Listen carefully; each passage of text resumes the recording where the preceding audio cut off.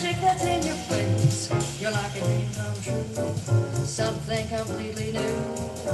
Nothing like you has ever been seen before. Nothing like you has ever been mine before. Kisses I've known, but none so divine before.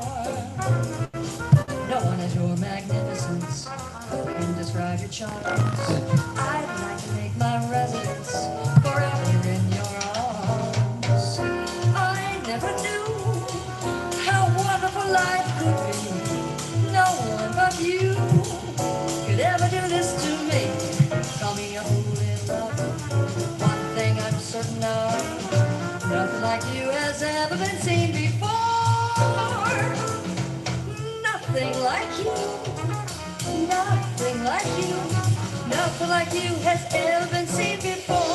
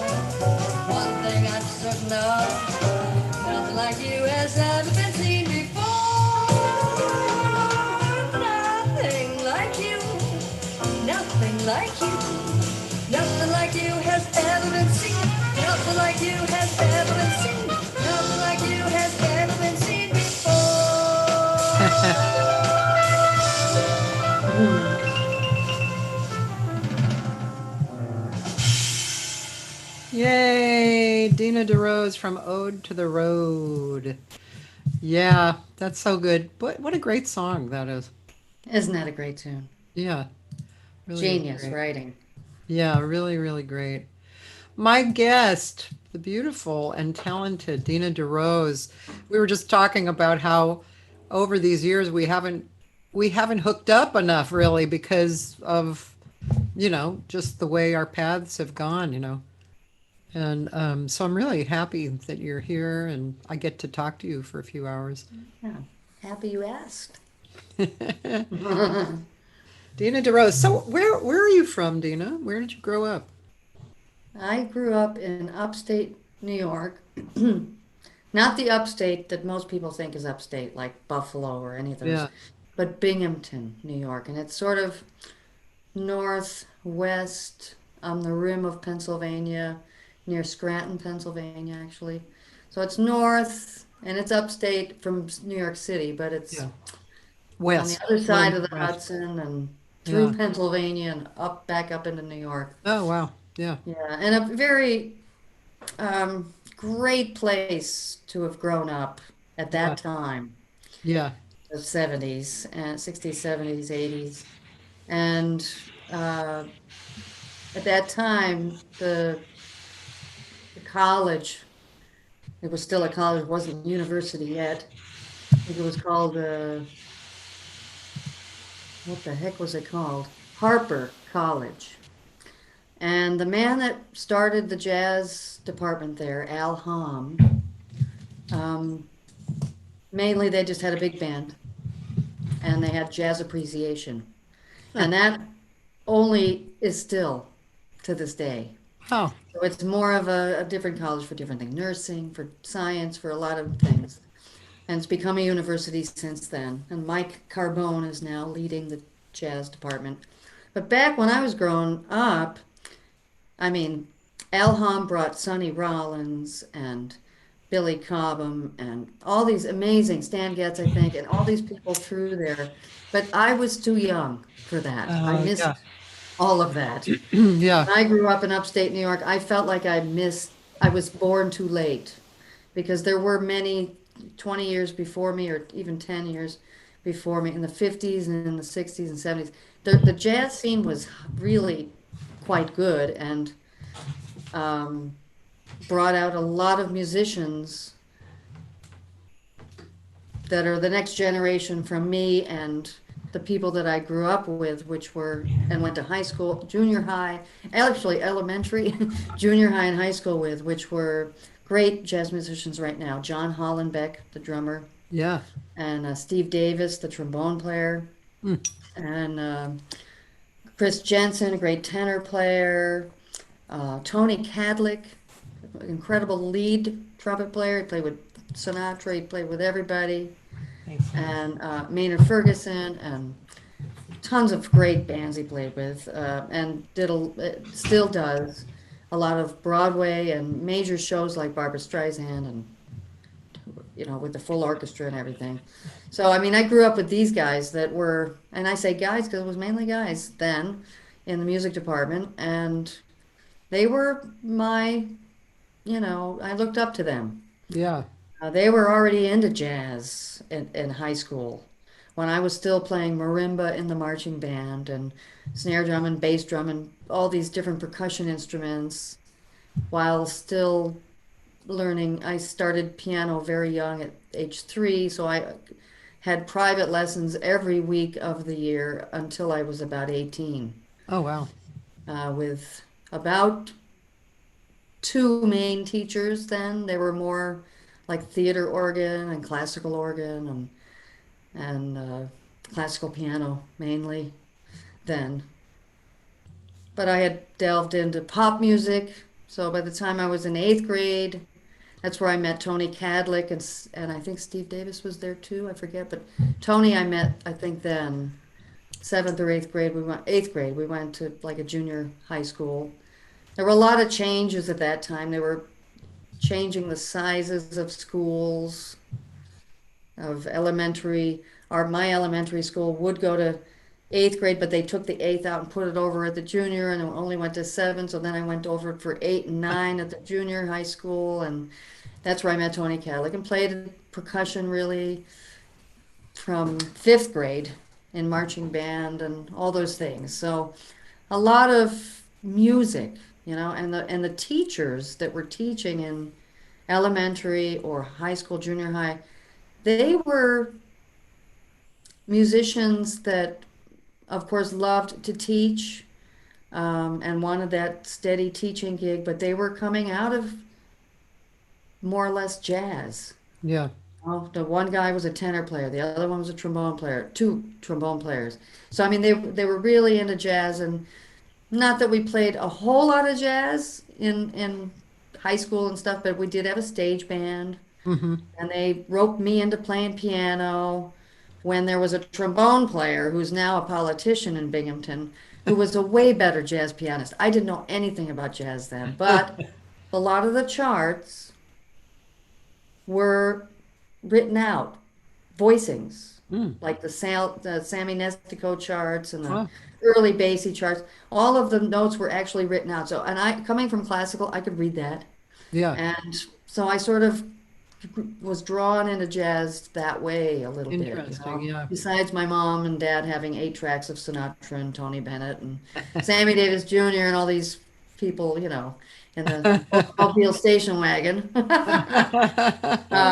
But it was around me. It was around our culture. I mean, we grew up with it in TV shows, and Yeah. and I watched a lot of television growing up. I was that Yeah. generation, so it had a lot of music around me and a lot of opportunity to learn it and be involved with various styles of music. My mother was um, she was a former professional ice skater for Ice Capades, Oh, wow. and in the 50s mainly, and in the early 60s, just before I was born. So she had a sense of professionalism, Hmm. Entertainment. dedication, work, and Yeah. ethics, and she was tough. Yeah. She was a bit of a stage mom to some degree for a while. I didn't know it then. Looking on it now, I see it, but Right. you know, but because she didn't have much of her travel life to anymore, having kids, and So she so was she kind sort of of lived her life. vicariously living through you a little bit. Yeah, Yeah. a little Yeah. bit, but always bringing me to live music wherever it was. We would go to this beautiful Roberson Center in Binghamton, and it was a part museum, but it also had this incredible theater with a theater organ that came from the cellar on an elevator Uh, up, you know. So I yeah. had the opportunity to learn about playing for silent movies Oh. because I would watch this guy, this one, I can't remember, can't remember his name now, John something, but he was very, very much into that. And so we would go and she'd bring me all the time and I would watch it. And then finally she asked him, could she try it? So in the afternoon one time I tried it, and he was like, oh, let's do it tonight. So I had to come back that night. And I think I was 12 years old, 13, like really Ah, 11 maybe even. yeah. And it was just the most fun experience.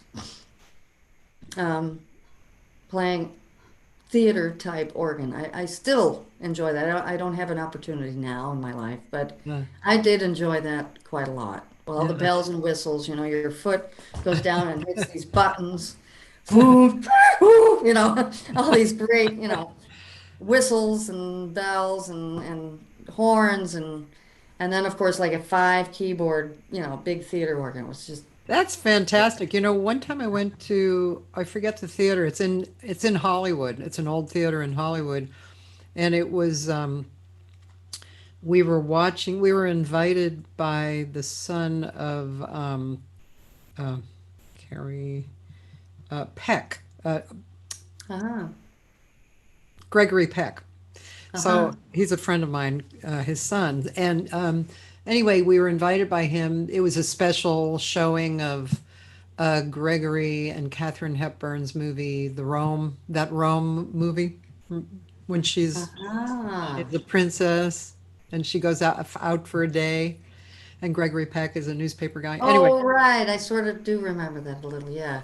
yeah, but they have that kind of organ, and it's really quite effective. It's Hmm. really like, The whole wow. orchestra, Yeah, it's you that's an know? amazing instrument. So to hear that Yeah. you played it, did you play it more than just that night or? Oh, yeah, yeah, no, many times. We had Binghamton actually, we had a forum. It was called the Forum. And it was this beautiful old restored theater. And Binghamton, the whole, that sort of area, the Tri-Cities area, Yeah. is known for organ building, theater organ.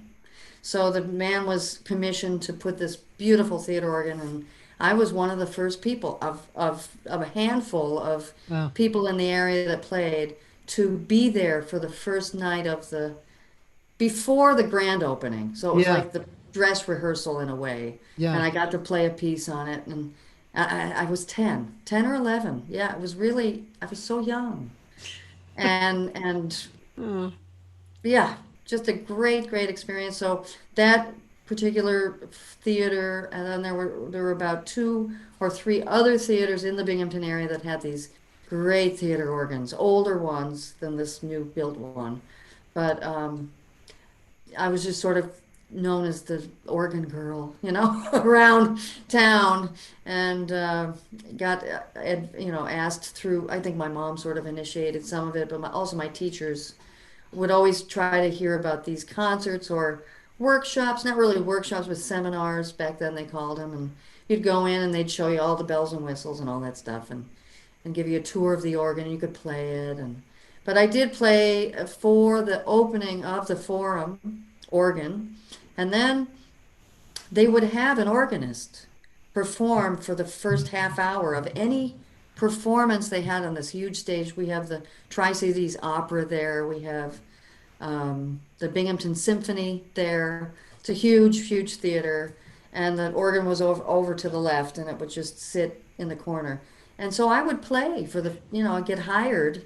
jeez. And back then everything was cash. Just give the girl $10 and let her play a half an hour. I can just imagine So this probably, relatively small child getting up, a little blonde child, like probably the audience was like, wow, yeah, yeah, I was a little holy child. moly. Yeah, Yeah.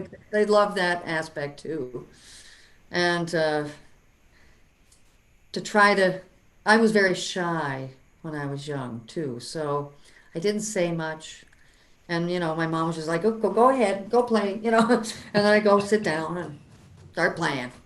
It was before I sang, so I was like Oh. everything was just playing, and I just play. They say play, and I go play. You know, so I would do this about sometimes 2 or 3 times a week. They had things at Oh, sometimes the scrim would come down at the big thing, and they'd show a movie even. But then I would always play. They'd have this half hour before where the musician would, just as people come in and sit yeah, down. yeah, yeah. I loved that. I Yeah, missed that's that cool. in the Yeah, movie theaters. yeah. I used to actually also play for the Endicott roller rink. Oh, yeah. They had a B3 there or an B, I forget what it was, A3 maybe. But no, I think it was a B3. But it was, one teacher that I had for a short time, George Lowsinger, Hmm. was a great organist, very hip, and he asked me to come sometimes and sub for him, Wow. at the roller rink.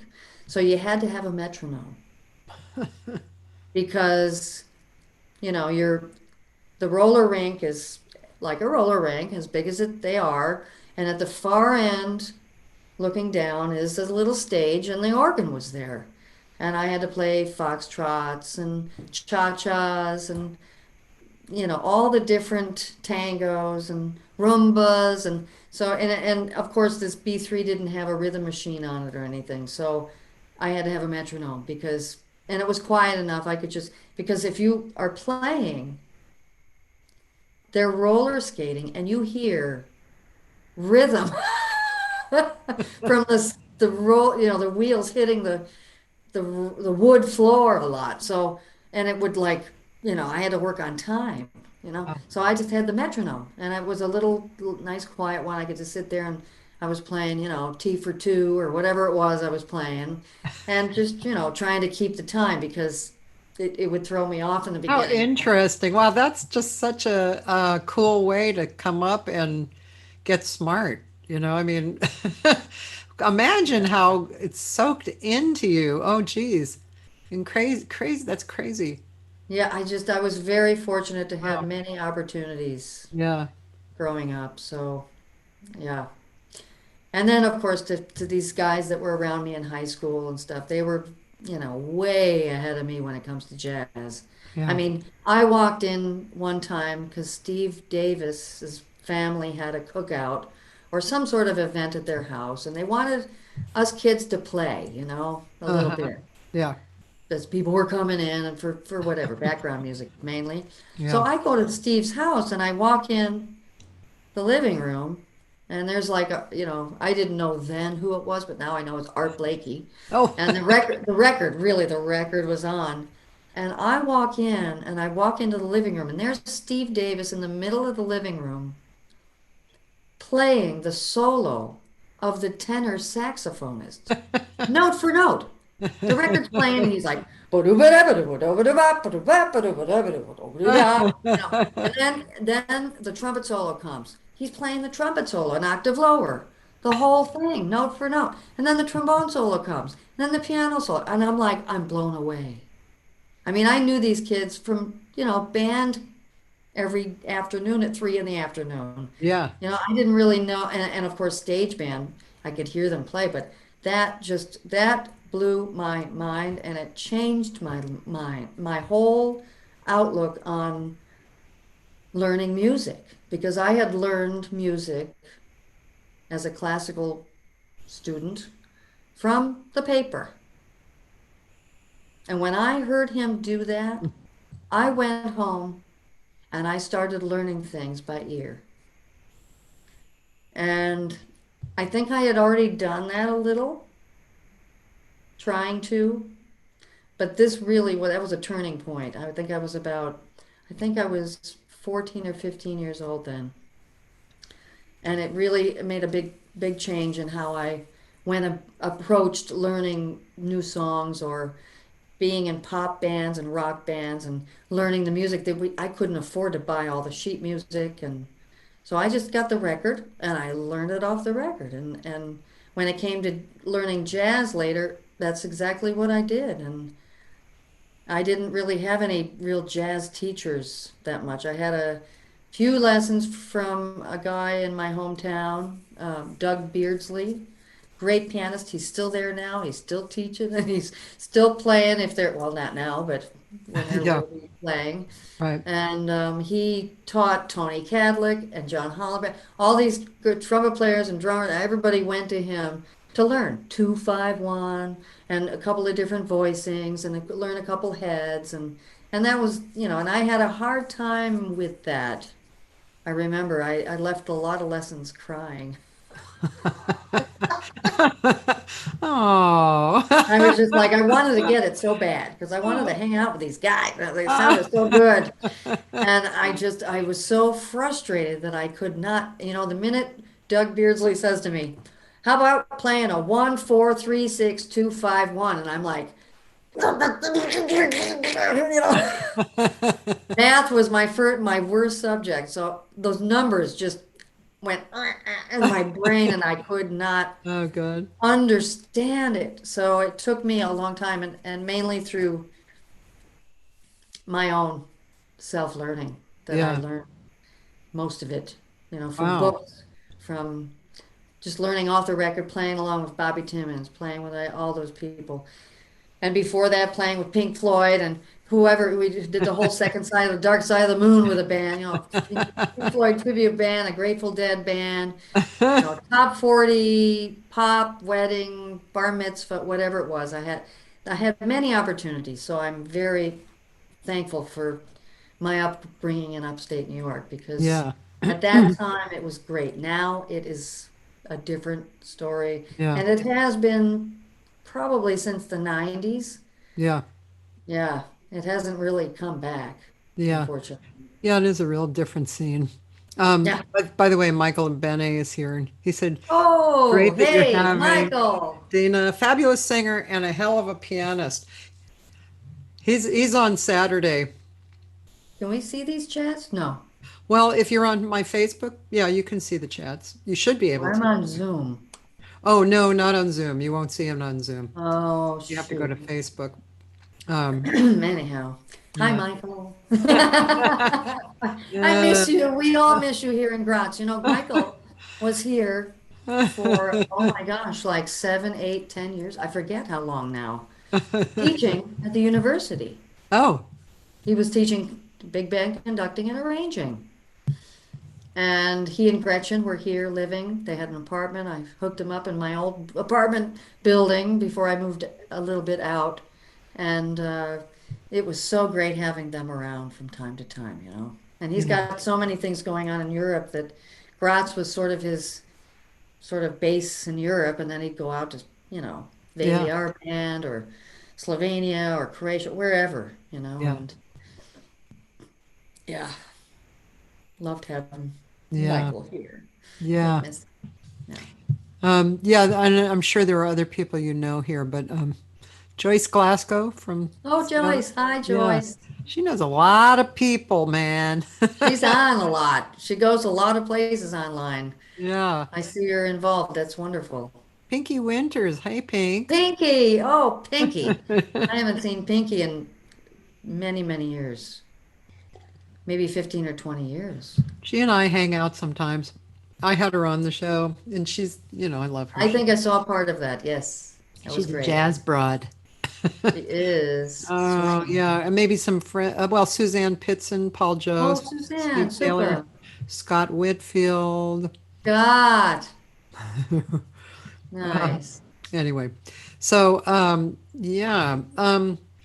Okay, so wow, that's a pretty yeah, just talking about how things have changed so much. I mean, yeah, when we were coming up, that was the kind of experience we were getting.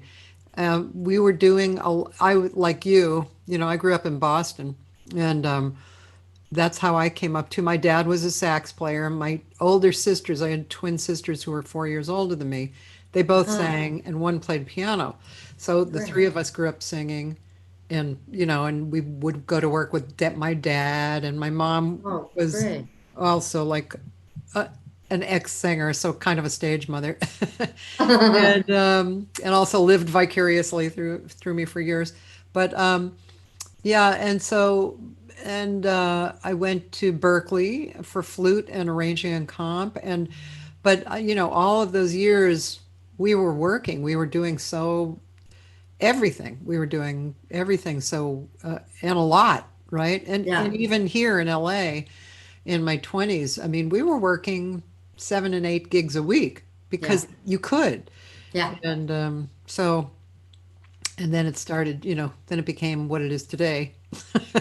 Like, I always like talking. Kathy Cousins is always going, I can't get arrested around here. I know. It's like I have to go out of town to work.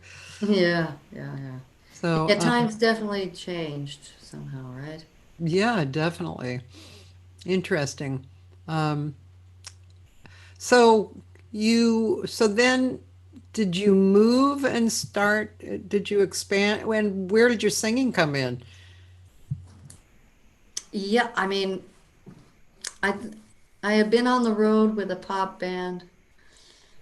We were trying to make it big, like make it to Atlantic City or something. That's what we were thinking then. Las Vegas, who knows what, right? Or make our own original music and have a hit, whatever. I was a Yeah, kid. yeah. I really liked pop music but I knew my heart was definitely in jazz. I was on the road. I did not enjoy it after about 10, 11 months or 9, forget how many months it was. I started to realize when people came up to us at the end of the night, because we had a great band. It was two lead singers in the front. I just played keyboards and once in a while some backup singing, but I didn't want to sing. I just wanted to play keyboards. After a handful of times, people coming up to us at the end and saying, "You guys are great, but we can't sing along. It's not like the record." And I'm like, we would make these really great arrangements of Madonna or George Michael or Michael Jackson. I mean, our own arrangements, Yeah. all like really hip. And we always had people on the floor dancing. It was a dance band, but they just couldn't sing along. So after a while, but a handful of these times, they said this. I finally said, screw it. I did not get into music to be a jukebox. Can't they hear our arrangements? I was so pissed. And we worked so hard on this, and we were rehearsing it and writing it out, and blah blah blah. So I at one point I just said no. I'm done, and I gave my 2 week notice, and so did the drummer and the bass player, who we were three of us friends from Binghamton. The other part of the band, they were from different parts of the states, and they brought us together for this management and everything. It was a big deal, but it just didn't. I didn't see myself going there.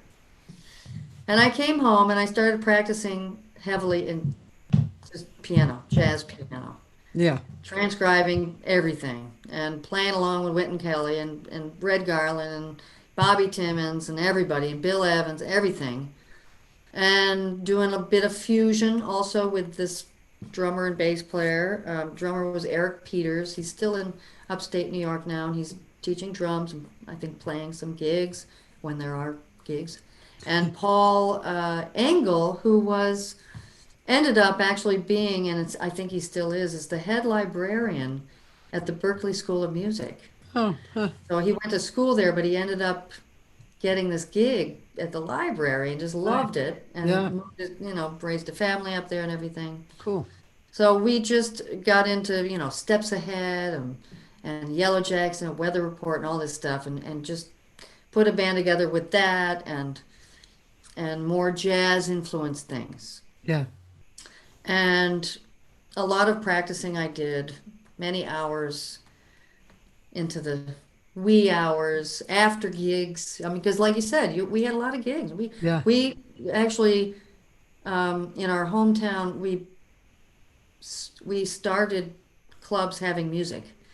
We'd go there and pitch it to them and say, we'll come in and play. Blah. So we had like 7, 8, sometimes 10 gigs a week, depending. Sometimes the afternoon Speedy Fest outside, and then we'd go play, a club at night, and then whatever, and then the next day get up and do the same thing again, and then maybe do a wedding that night, and then, I mean, it was just unbelievable how much work there really was.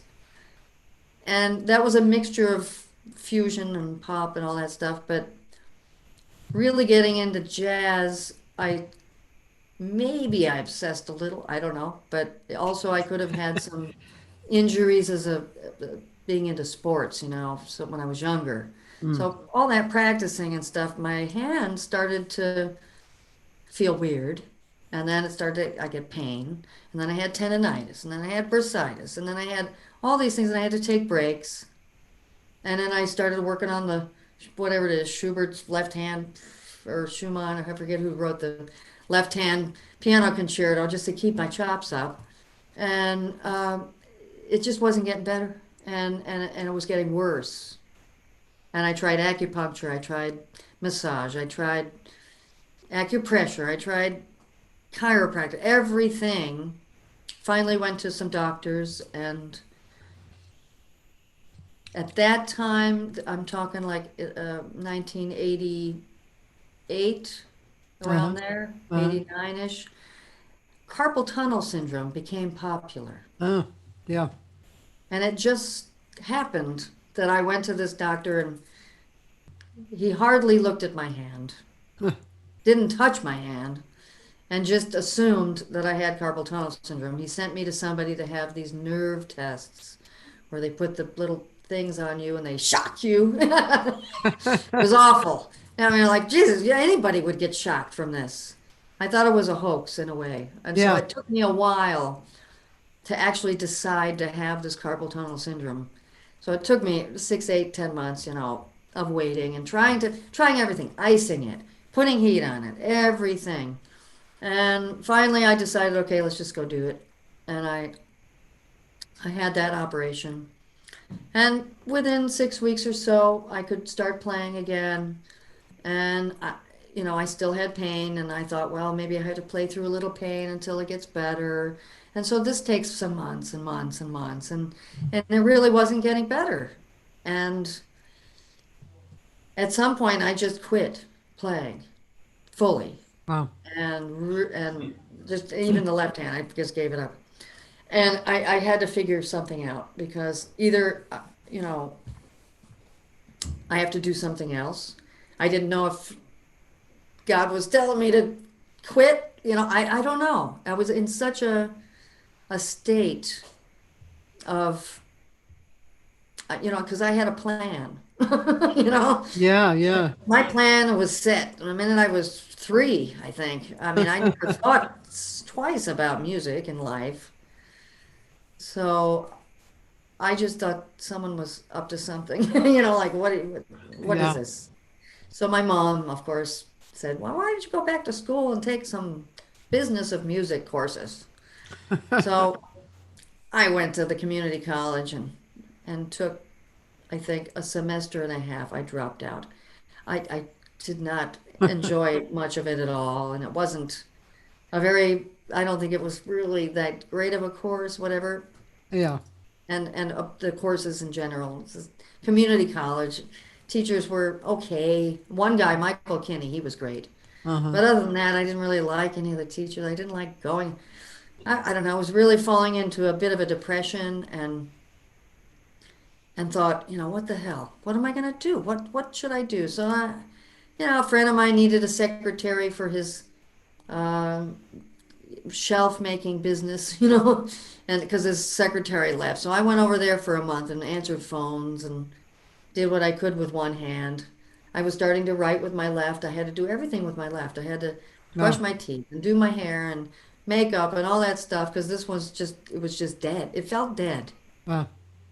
So finally, I found a doctor in New York through a guitar teacher in this music building that I grew up taking lessons in, and also had a practice studio in the middle of Binghamton on Exchange Street. It was just this great building, sort of called the Musicians Building in a way back, one of those kind of. Yeah. And they had antique dealers there too on the bottom and different art things. And he had a guitar student that was also having tendon problems, like in the thumb area where she held the pick, like picking the guitar like this. She lost all uh, strength.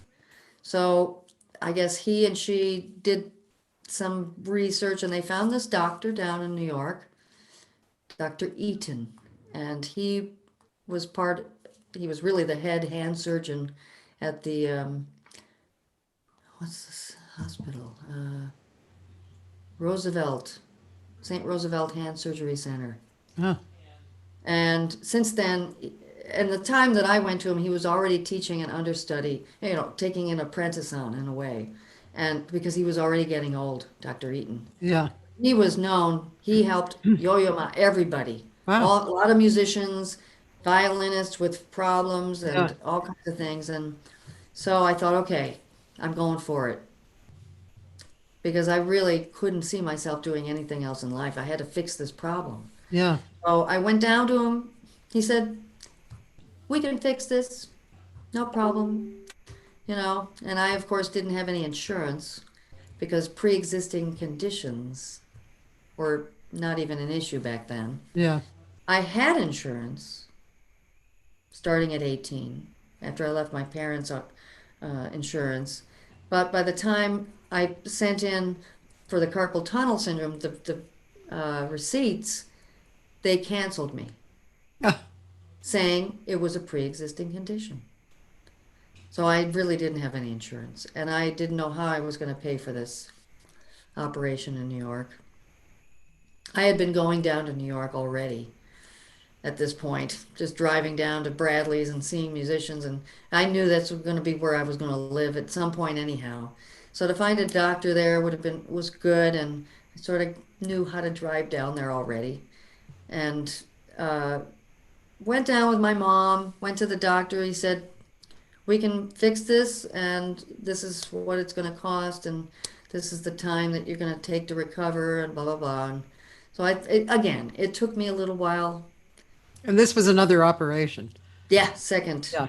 Yeah. So, Because he had taken like the first doctor didn't take x-rays, didn't yeah. touch my hand. All he did was look at this section Yeah. and say, "Oh, you've got carpal tunnel syndrome." Because it was like popular then, you know? Yeah.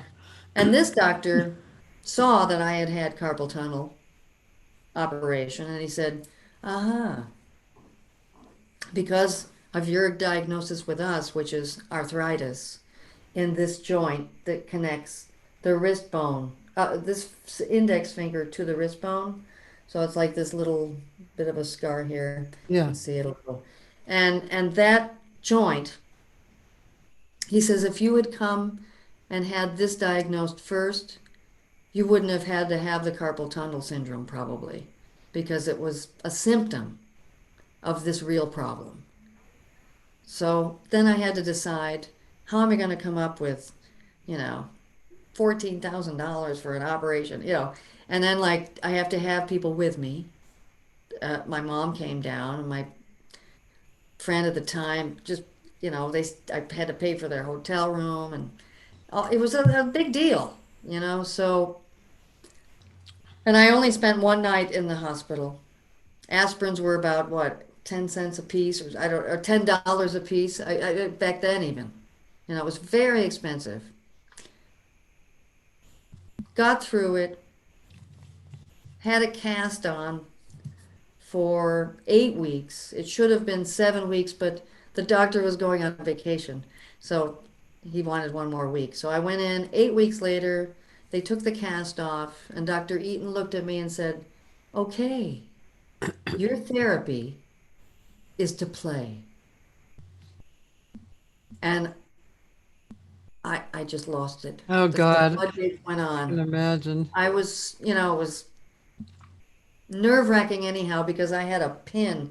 I had two pins in here, and they had to pull them out while I was there that day Oh after God. they took the cast off. That was unbelievable. That was worse than the operation. I won't even talk about the operation because I was awake.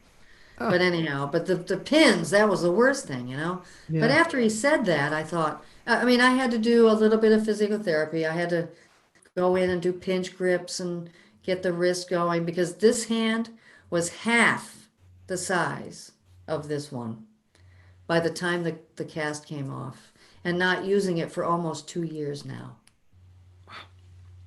It was really half the size. There was no muscle. It was just bones. Wow.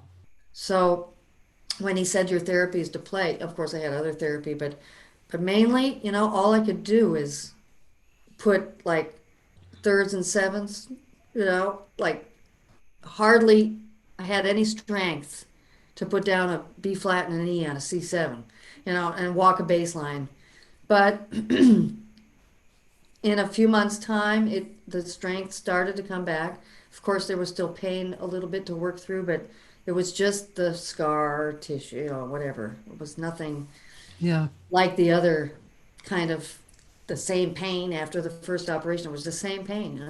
So this was different, and it took months, but I think within 3 or 4 months, I had a gig at a Holiday Inn, one town over from where I lived, and it was like a Friday, Thursday, Friday, or a Friday, Saturday cocktail hour for 2 hours. And really, all I could really do is just hardly push down a couple of notes with this hand. But through my working on my left hand and doing little gigs with guitar players and drummers, I had a Moog left hand bass, and I would do gigs with them. And then I started singing a little bit then too with pop music, a little bit more. But I still had the left hand, so and I learned all the bass lines of Paul Chambers on Kind of Blue because I wanted I wanted to learn how to walk a bass line, you know. So that I did. I just played along with Paul Chambers, and I learned Oh, wow. almost all those lines, you know. And Interesting. then I did gigs doing that. Uh-huh. So when I could actually have a gig where I could play again, I just, I mean, what I forgot about in these 2 years was about a year into it, I started to sing jazz after the first operation. And then there was still pain. I had quit playing fully. That's what I should have said before. And I started to sing only because I was dared to get up and sing a tune at a gig of my piano teacher, Doug Beardsley, and his trio. And I yelled from the audience and said, Doug, I don't sing jazz. I don't know any of these songs. He goes, I have a vocal reel book.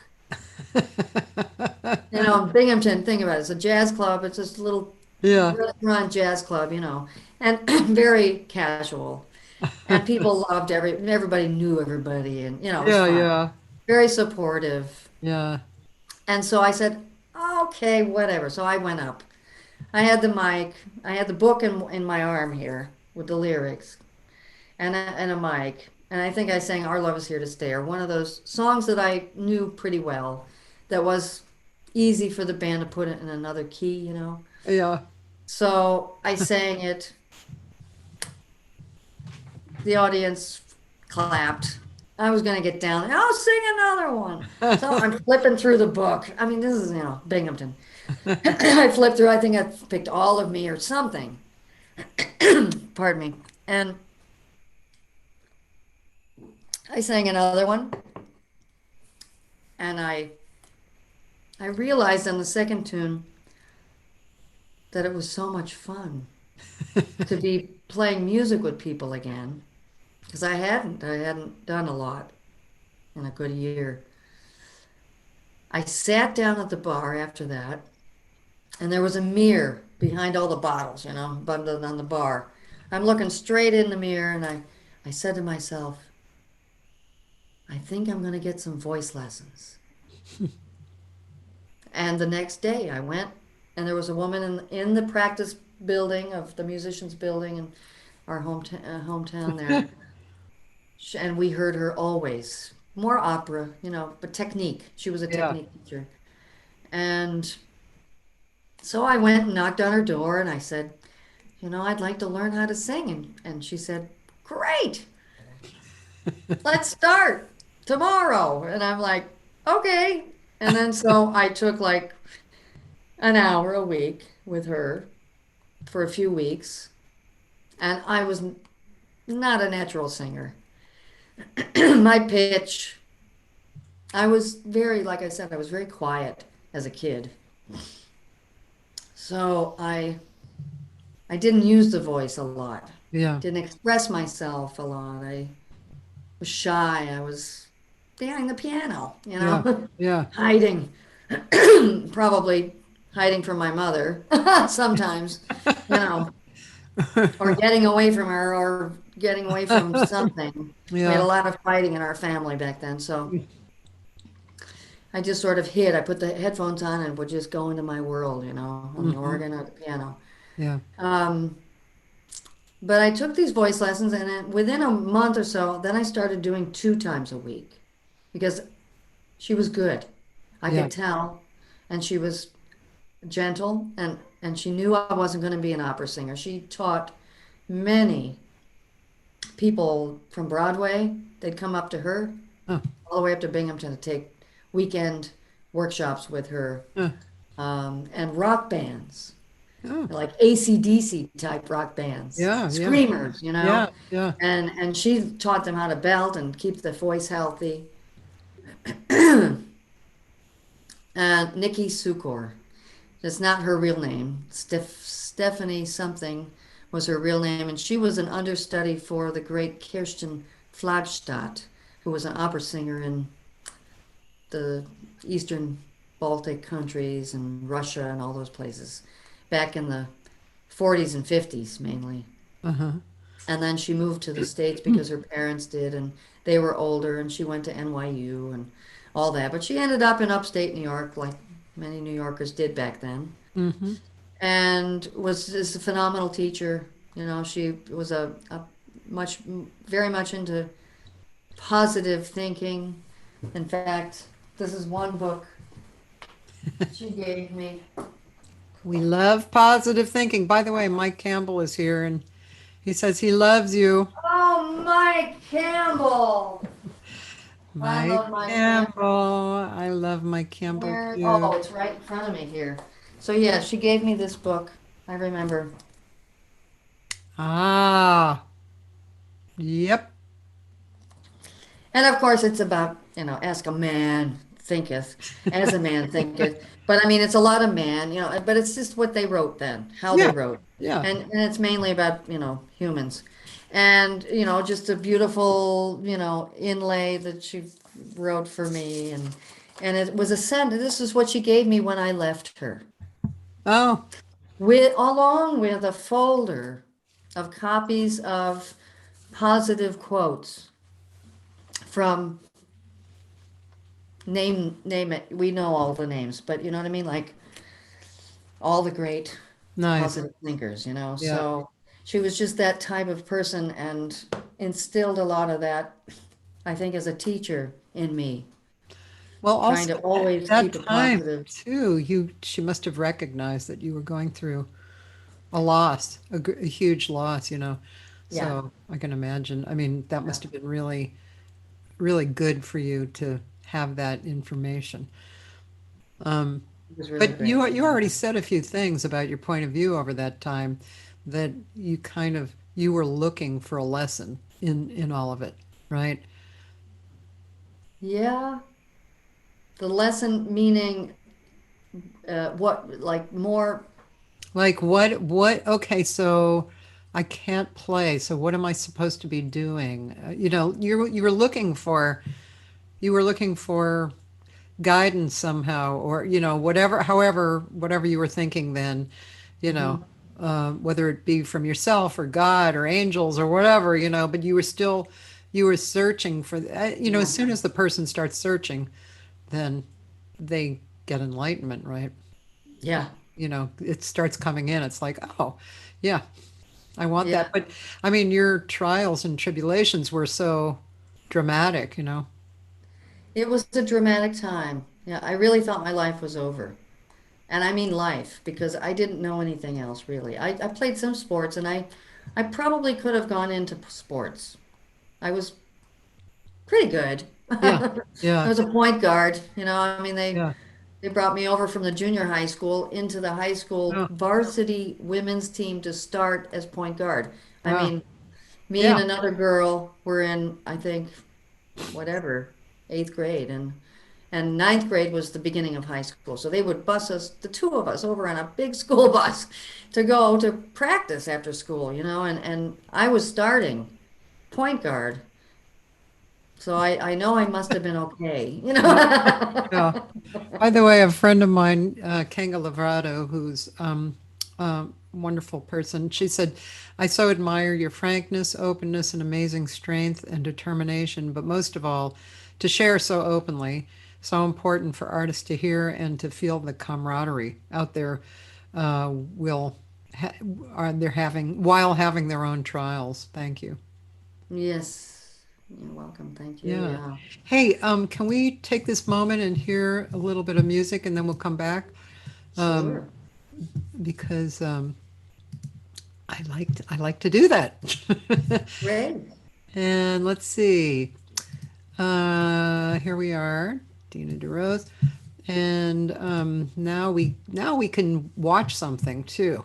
So Ah, um, I don't know, any of these jump out at you, or there is your channel. I don't know. What would you direct me to?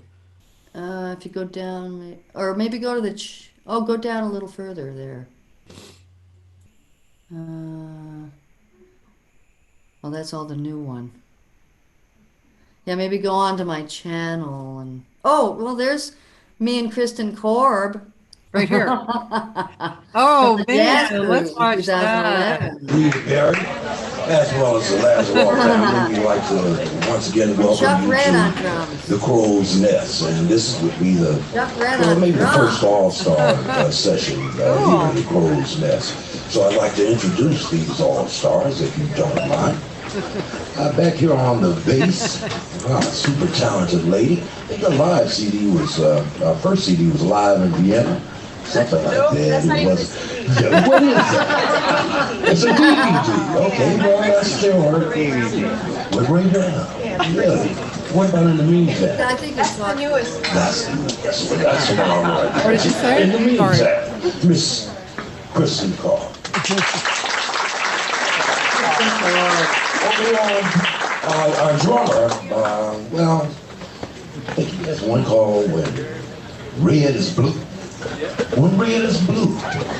Chuck Red, ladies and gentlemen. Chuck Red.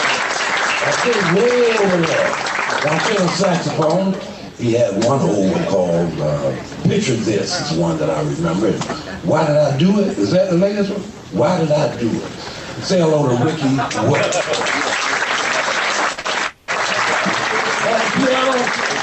Tremendous vocalist, pianist, I believe her last CD. Jazz, live at the Jazz Standard, volumes 1 and 2. Miss Dena DeRose. How about it for the All-Stars? Give it up.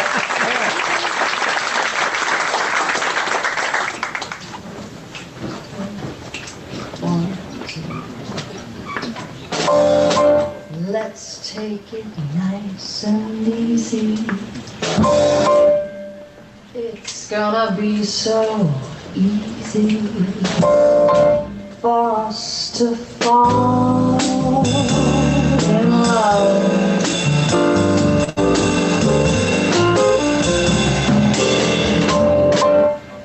Hey baby, what's your hurry? Relax and don't you worry. We're gonna fall in love.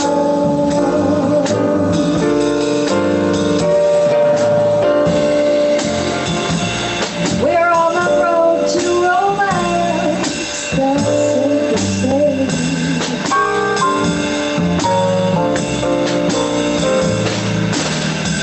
So let's make all those stops along the way.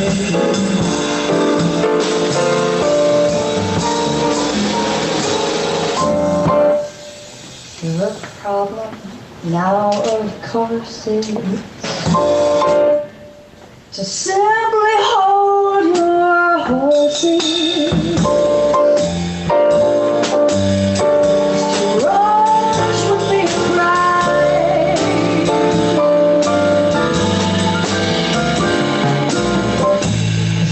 Nice and easy every time.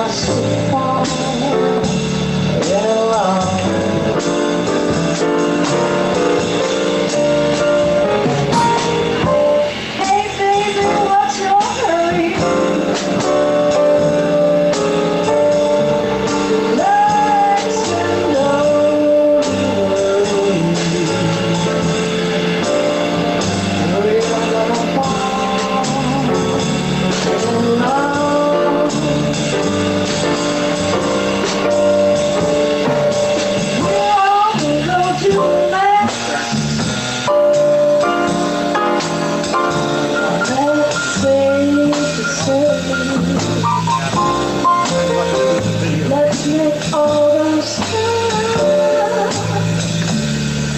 along the way.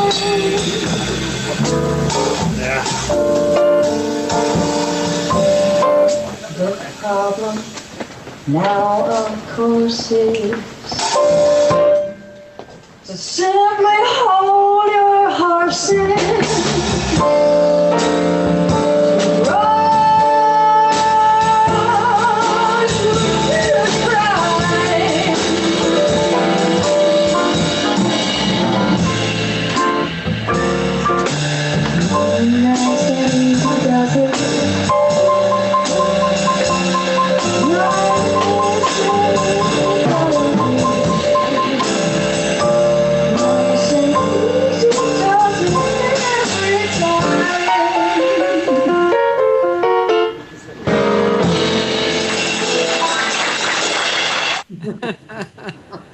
Oh, that's great.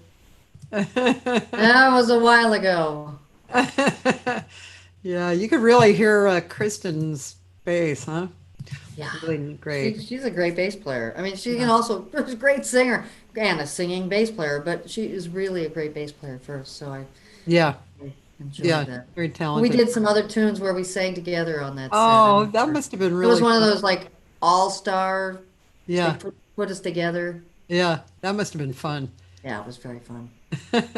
I saw her just a few months ago before all this craziness started at Oh, we have a I don't know if you've ever experienced the G spot, fondly known as the G spot because really? his name is Alan Goldman, and his home is it's a home venue, but he's Okay. always been a funny guy. He's a musician, but he had an industrial business that made a lot of money, so he built this extraordinary room, and for gosh 20 or 25 years he's had these rehearsal I've heard of bands. Yeah, this. I it's a have really heard great of it, but spot with a great never went yet. German 9-foot piano. And anyway, he's a good friend of Kristen's too. And so she and her husband stay there whenever they come to LA. And so I saw her, you know, earlier this year.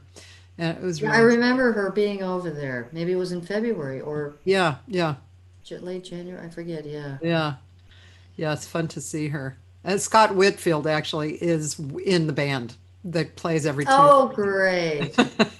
Yeah, so it's great. Yeah. Hey, Fantastic. Peter Barchet. Peter's Hi. here. Oh my gosh. Holy Hi, Peter. moly. Peter Barchet. I'm writing your name down, Peter Barchet. Wow. What a Yeah. great musician he is. Talking about a And great so, bass player. Woo. yeah, I mean, he's a bass, but he's a great musician. I mean, there are some bass players that are just really good bass players, but he's just like a really great musician. He knows so much about music, Peter. Yeah. He's a dear friend. We met, I think it was Jazz Camp West. Oh, I think that's where I met him too. Yeah. A lot of people meet at Jazz Camp West. Oh, I Yeah. miss it.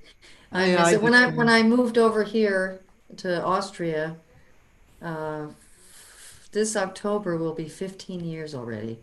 Um, so 2006 was my last Jazz Camp West because it's in June. And our university here, we're about a month later. So we start October 1st and we go till June Gosh, 30th. So that's I a was never shame. able to do Jazz Camp West again. Do you live in Vienna or somewhere I else? live near Graz, Oh, yeah, Graz. And how far is that from Vienna? 2 hours south. Okay, I lived in Vienna for a little while. Really? Yeah, I opened a vocal department in a modern jazz school that was started by the guy who was actually one of the co-founders of MI in Hollywood, Les Wise. And so Oh, he opened this school called AIM, American Institute of Music. And I opened the department, and I was there a few months, and then I turned it over to my friend Leela Thigpen, who's still oh, lives there. lately, yeah. Yeah, so she and I Super. are, yeah, we were roommates, and we were really good friends for a long time. So yeah, I keep threatening to go over there and visit, and because it's been so very Well, fun. you're welcome anytime. Oh, thank And it you. would be great if you just came over. I mean, we could get some gigs, we could do some workshops, there's tons of singers around here Yeah. that love having Well, workshops and I things. know So, Jay and Sheila come over there a lot, right? yeah, Sheila was the one that started the vocal program here in Oh, okay. in the late 80s, Yeah. 88, 89, around there. God, you've been there 15 years. And I've been here 15 years already. So, Long time. How's the scene right now in your areas as far as, health and all that stuff? um, you know, it's funny, I live in a country that has this almost the same amount of people as the island of Manhattan.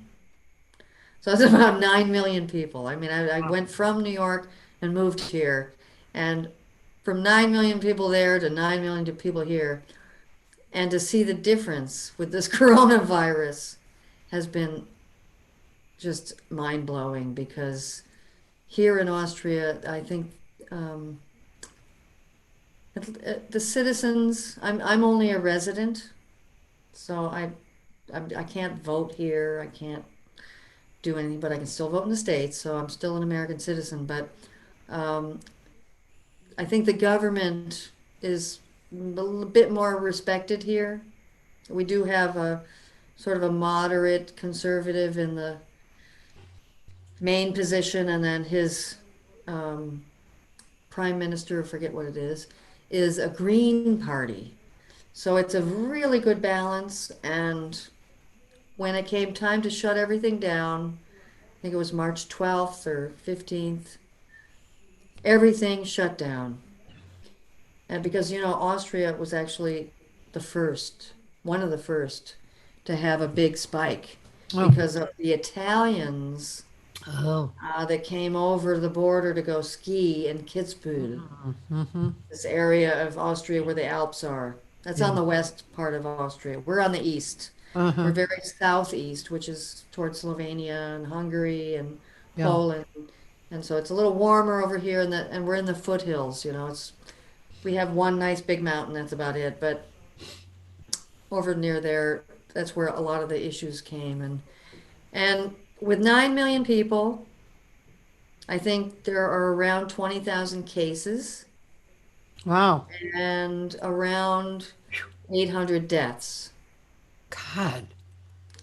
because everybody stayed home and wore masks. We're at a second stage of wearing masks again, actually, because about 2 weeks ago there was a lake in another part, middle Austria, that it was summer and everybody's out, and there was a spike in some hotel, and so boom, everybody goes to masks again and shops in grocery mart, and yeah, and we just keep the distance. Mostly there are always people that don't, but I think it's a small enough country that they were able to control it pretty well.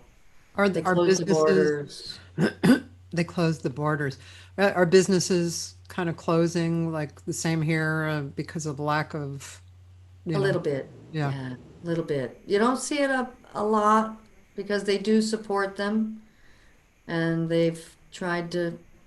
I think it was around July 1st that all shops opened again.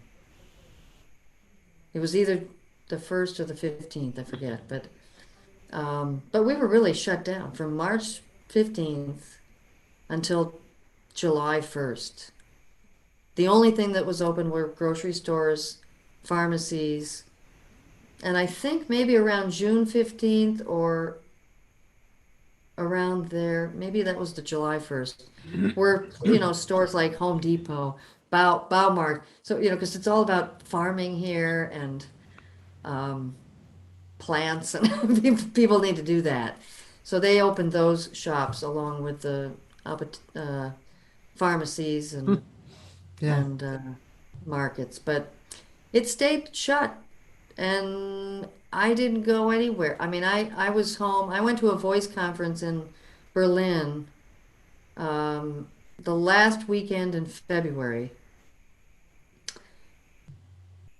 That was the last time I was anywhere, really, up until a few weeks ago.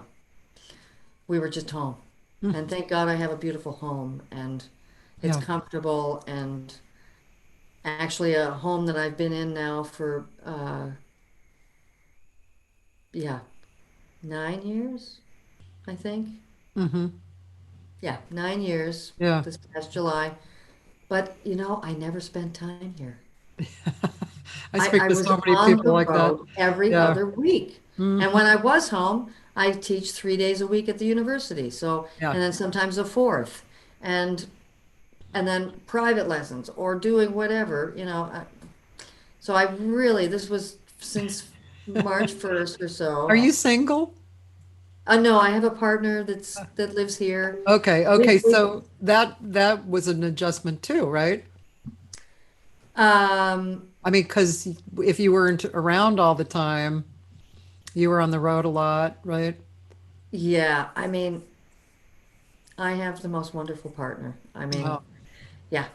I mean, we had spent, say, 2 months together. One time we went into the States, and I drove from Seattle down to Los Angeles, oh wow.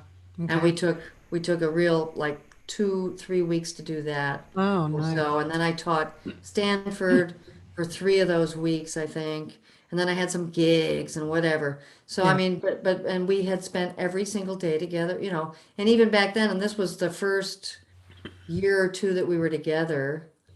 So we thought, wow, if we could do that all the way down the coast, and it's like the road trip across the states. People always talk about that. You can make it with that person across the states.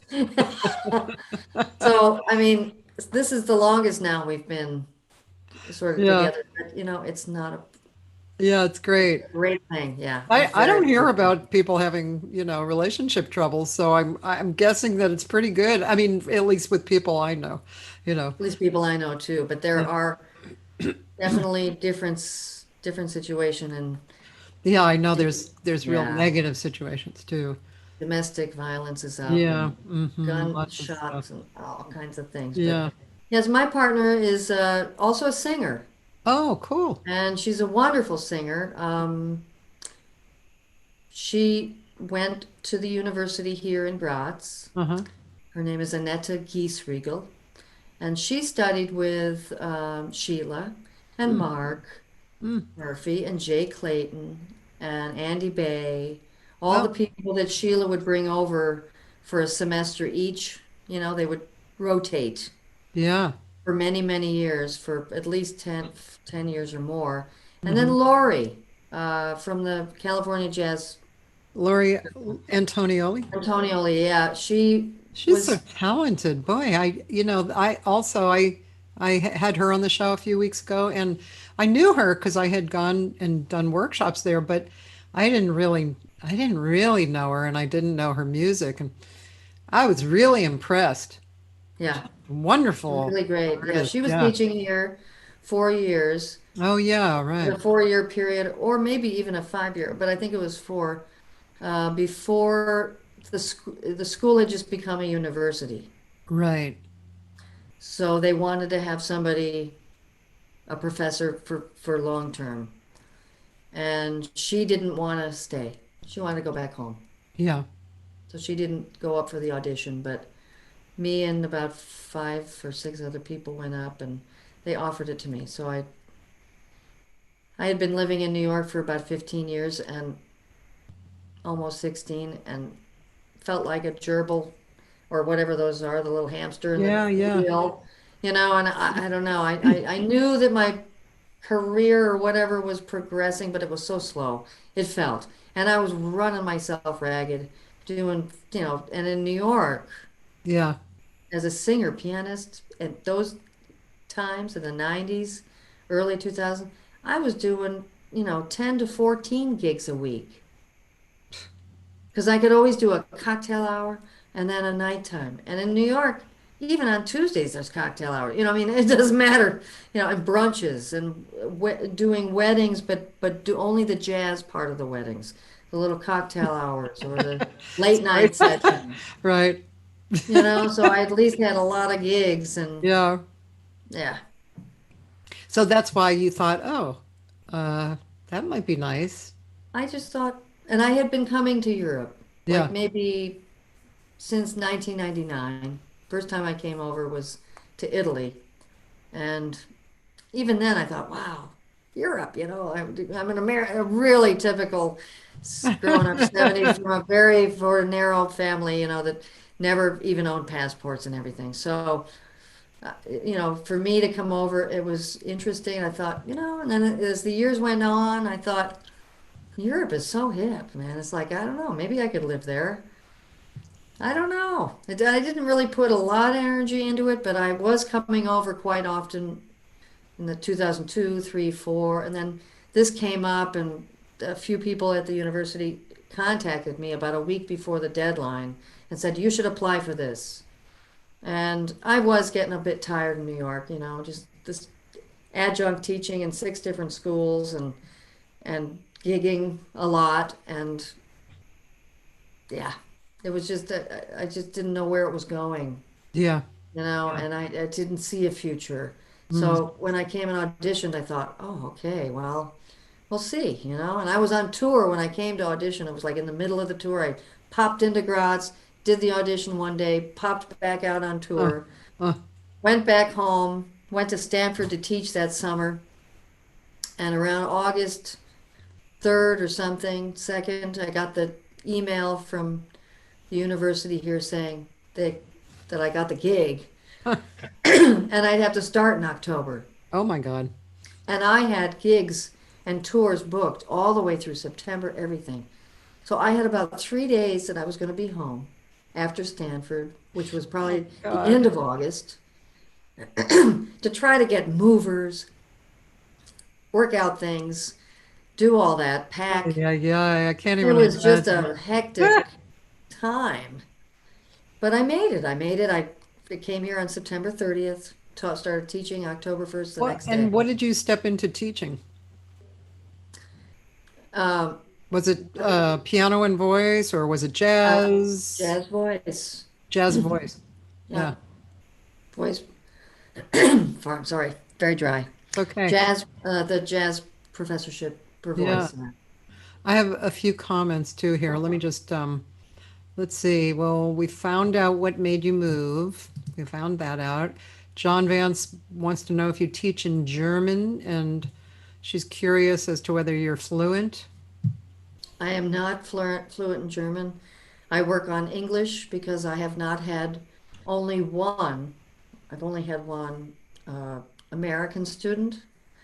And when students come in as a bachelor here at the Kunst Uni, um, you have to learn German the first year of your studies and pass an exam at the end of the year, and she didn't.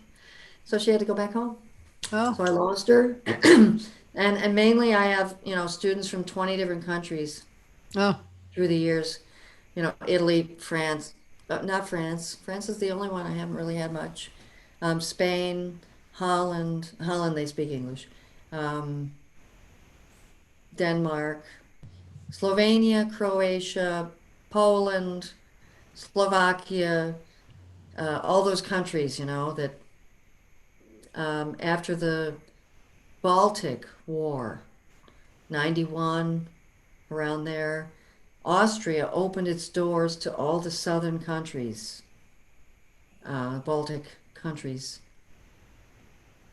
for free education. really? Yeah, because Wow. it was such a Yeah, devastating I'm war. I'm sorry. Is the Baltic War, was that the Yugoslavian war? Because Yeah, I was actually in Yugoslavia during that time on a gig, and really. that's a whole story in itself. But one of my Tell. big, like whoa. But yeah, that so it was called the Baltic War. I never really remembered that part. If it was, I don't know why, but anyway. Yeah, So it okay, changed a so lot of things. It changed. I mean, of course, it broke up Yugoslavia into all yeah, these other countries, and then a lot of them eventually now are on the EU, yeah, part of the EU. Not all of them, but some of them are still trying. And so it was just a really horrific mess. And Austria just really, opened its arms to all the students that really wanted to learn, and mostly, I mean, amazing. education is it's a social democracy here. So, I mean, education is pretty much free anyhow, like Yeah. healthcare. Yeah. But an American student coming over would spend about $950 a semester. Jeez. Yeah. And Austrians pay about 300 or 200, 250 or 300 a semester, and they get that back at the end of the year once they Huh, get their grade in. damn. And other countries in the EU, it's the same deal. It's pretty much free, you know. Isn't that And wonderful? but that area of the world wasn't, you know, free. They Yeah. weren't even connected until the war happened. So Joyce then is asking if the Austrian government subsidizes right now for lost wages for artists and workers and small businesses. they are doing a bit, yeah, also. But definitely the small businesses. Artists, I think, are getting some help also. Yeah. I have some friends that are Austrian and are only Uh, artists. yeah. They maybe teach 2 hours in the university on one class, and that doesn't pay them that much as an adjunct. They're not a professor. It's a different ranking and a different thing. So they are really artists, and I know they are getting some money and some help and some support, but Yeah. it's not a lot, and it's, you know, the main thing I think for all artists anywhere is just the at this point also the feeling that you miss playing with people Yeah. and exchanging the energy and the fun and the seriousness and the whatever it is that you're exchanging. That's really what a lot of them are missing. Of course, financially, it's difficult for some. Yeah, sure, So sure. they are getting some help. Yeah. Um, let's see, Cinzia Eramo says, Cinzia, hi, she's from Dina. Italy and Bari. Hi, She has Cinzia. Annette. The word Annette is there too. Is that her nickname or is somebody else? That's my partner's name, Oh, Annette. oh, so she's probably saying hello to her too. Maybe, yes. Let's see, Roland, was there some sort of culture shock involved when you moved to Austria? Looking back on it now, what was his name again? Arnold? Roland. Roland, sorry, Roland. Roland, I thought I was smooth sailing in here, I'll tell you. Because that's how I am. When I'm on a mission, I just go and I do it and I'm full on, you know. And now that I look back, it took,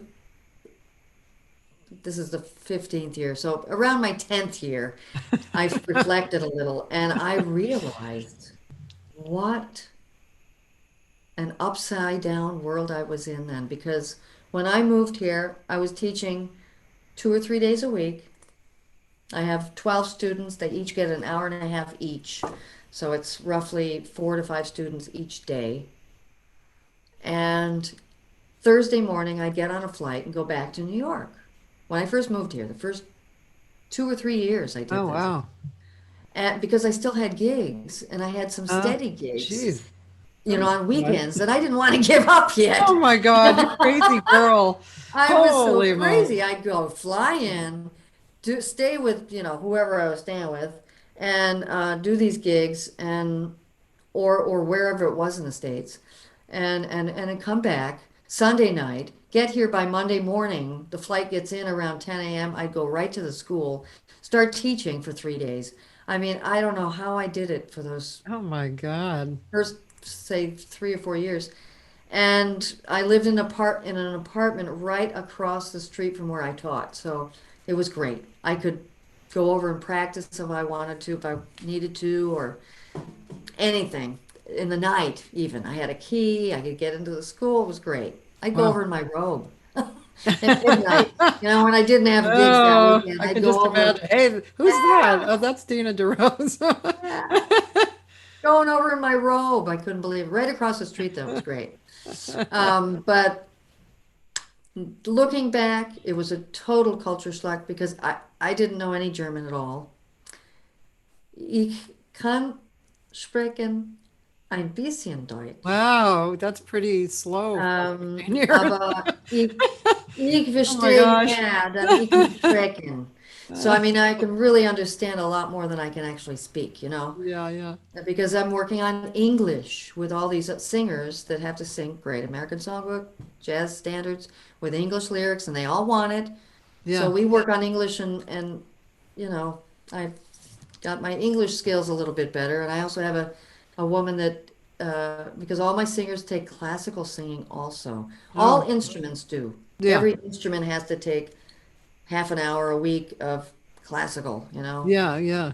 Um, and Fran is a wonderful, amazing woman from Wisconsin who's been here now almost 40 years in Graz because she was the lead soprano in the opera house for more than 30 years, or at least as a lead more than 20 years, and then getting the older roles as she got older. But she's still teaching. This is going to be her last semester or last year. But I had her because with my hours in my contract, I don't have enough hours to actually teach an English course or anything. But I had her teach half an hour or 45 minutes a week to the singers, and whoever wanted to take it as a uh, elective, any instrument or any department could come in and Oh, take some nice. English, you know, grammar and just pronunciation, all that Yeah. stuff. And she designed this incredible course for the last 14 years Oh, wow. for jazz singers mainly. So they go through their lyrics, they go through their moderation for their gigs, how to introduce the tunes and do it in English. And so the two of us sort of work back and forth, and it gets sort of, you know, they do something with her, and then they come to me, and then I reiterate, and then so they're getting twofold, and they learn a lot, I think, Yeah. about, That's cool. you know, yeah. And By the some of way, them are, you know, they want to do it in German, and it's like, fine, yeah, it's yeah. fine. But, you know, you go to any other country in the world, and they're not going to understand you. Yeah. By the way, So, Jay Clayton said they made the right choice. oh, Jay. Uh, I've had Jay over here quite a few times. We have a blast. yeah. Hey, her new record is phenomenal, by the way, right? Have you heard it yet? Let's see, which one is this? That's with the one with Ed Neumeister Yeah. Yes. and Fritz Power. Yes. It was in the can for many, many years, Hmm. and Ed just put it out. Yeah. And Jay, I love it. We've been listening to it. So, She's a queen. yes, we love Scott, by the Jay. way, Scott said, I remember the first time Dina and I met. It was right when she had come through her hand issues, and she played and sang at the Squire right around the corner from my apartment. Oh, I knew then that she was something extra special. I came all the way, I think, from Binghamton to play that night.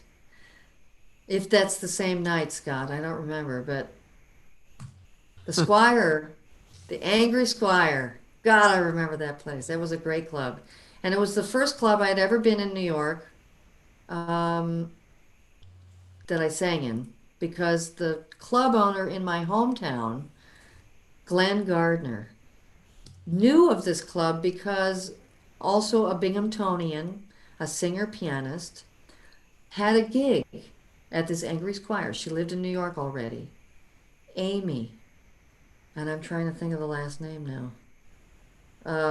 Anyhow, she was a fine piano player and singer. She had a gig there. She told Glenn that she had a gig there, and he wanted to go to New York. It was about a 4-hour drive down from Binghamton. So my mom and Glenn and I think a few other friends, we packed up in a car and went down. And I was, I think, just pretty much recovering from my hand then.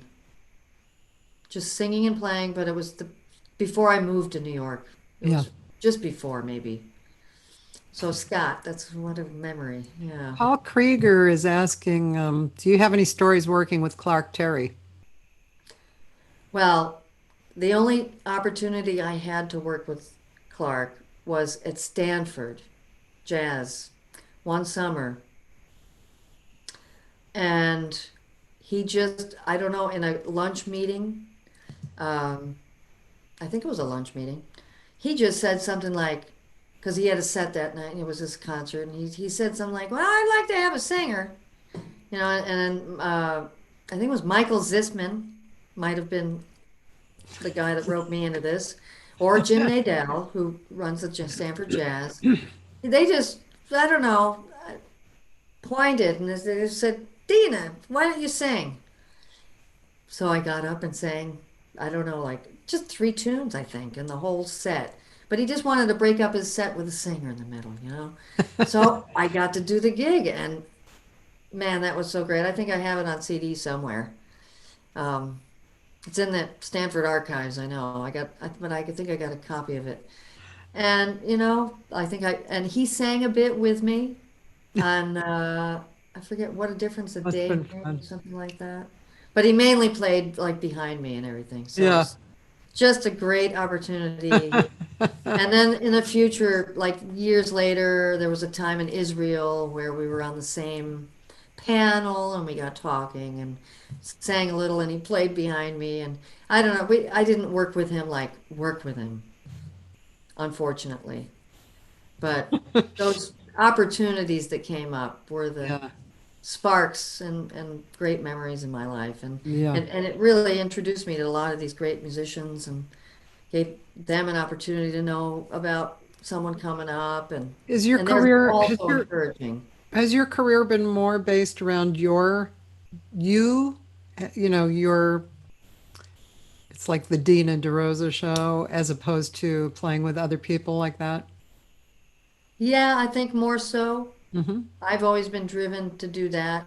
And there have been opportunities that came up, to work with big bands or um, other groups. Like the tour in Russia was always with Russian musicians. They brought me there, and I Yeah. would sing and play. But at least with a lot of the name musicians, say, that are on my bio there, a lot of that were opportunities that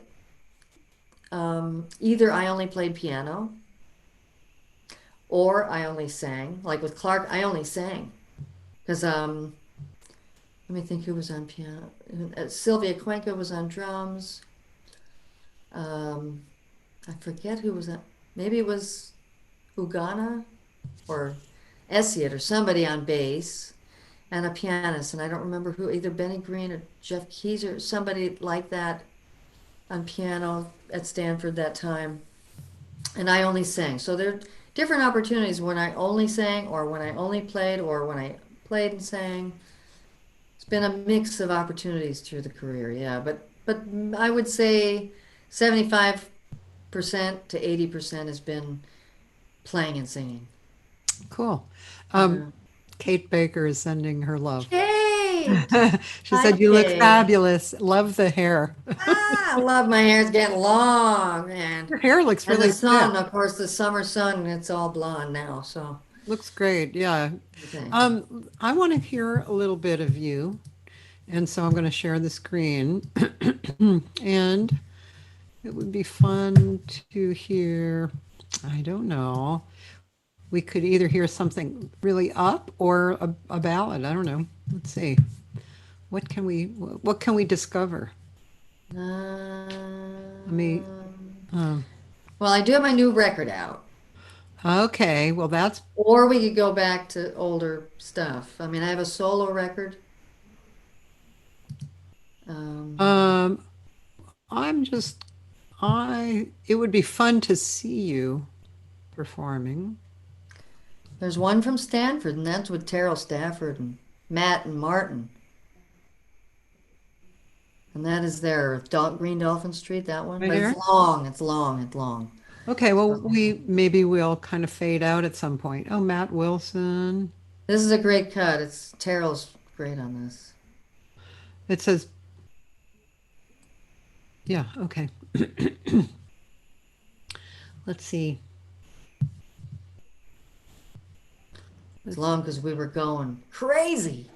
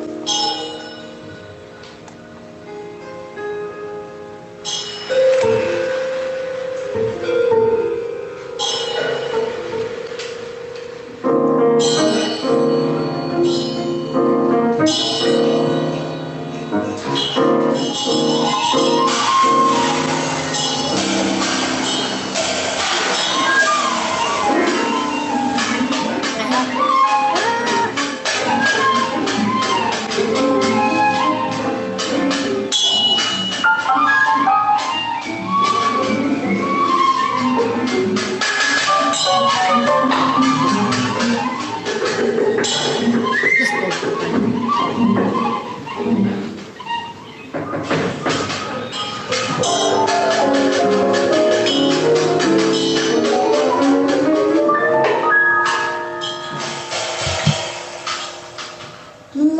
one lovely day, love came planning to stay. Green open street, supply the setting.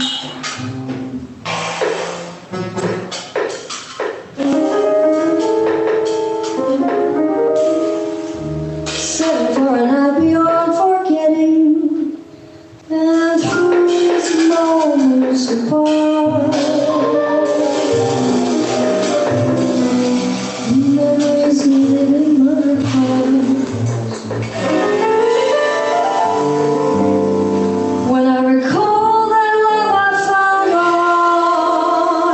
I could kiss the ground.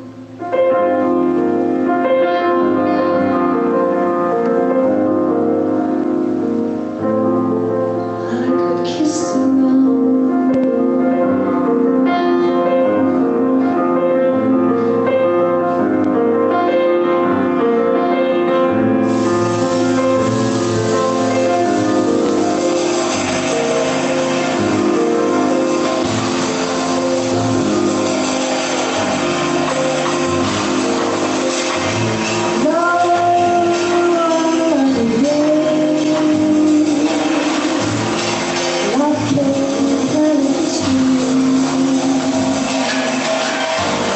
Green over streets supply the setting. Setting for a night beyond forgetting. Through these moments apart, memories live in my heart.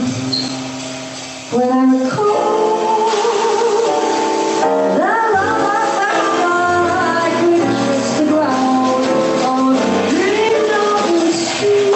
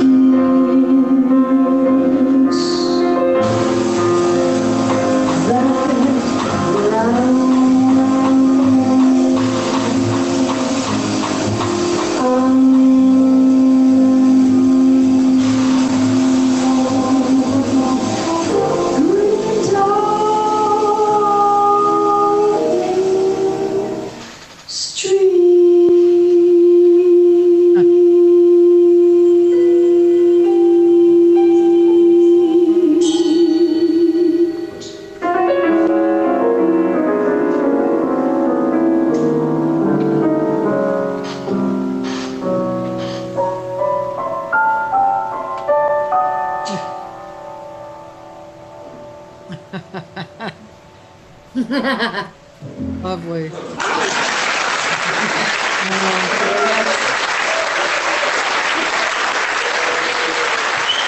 Wow, that was fantastic.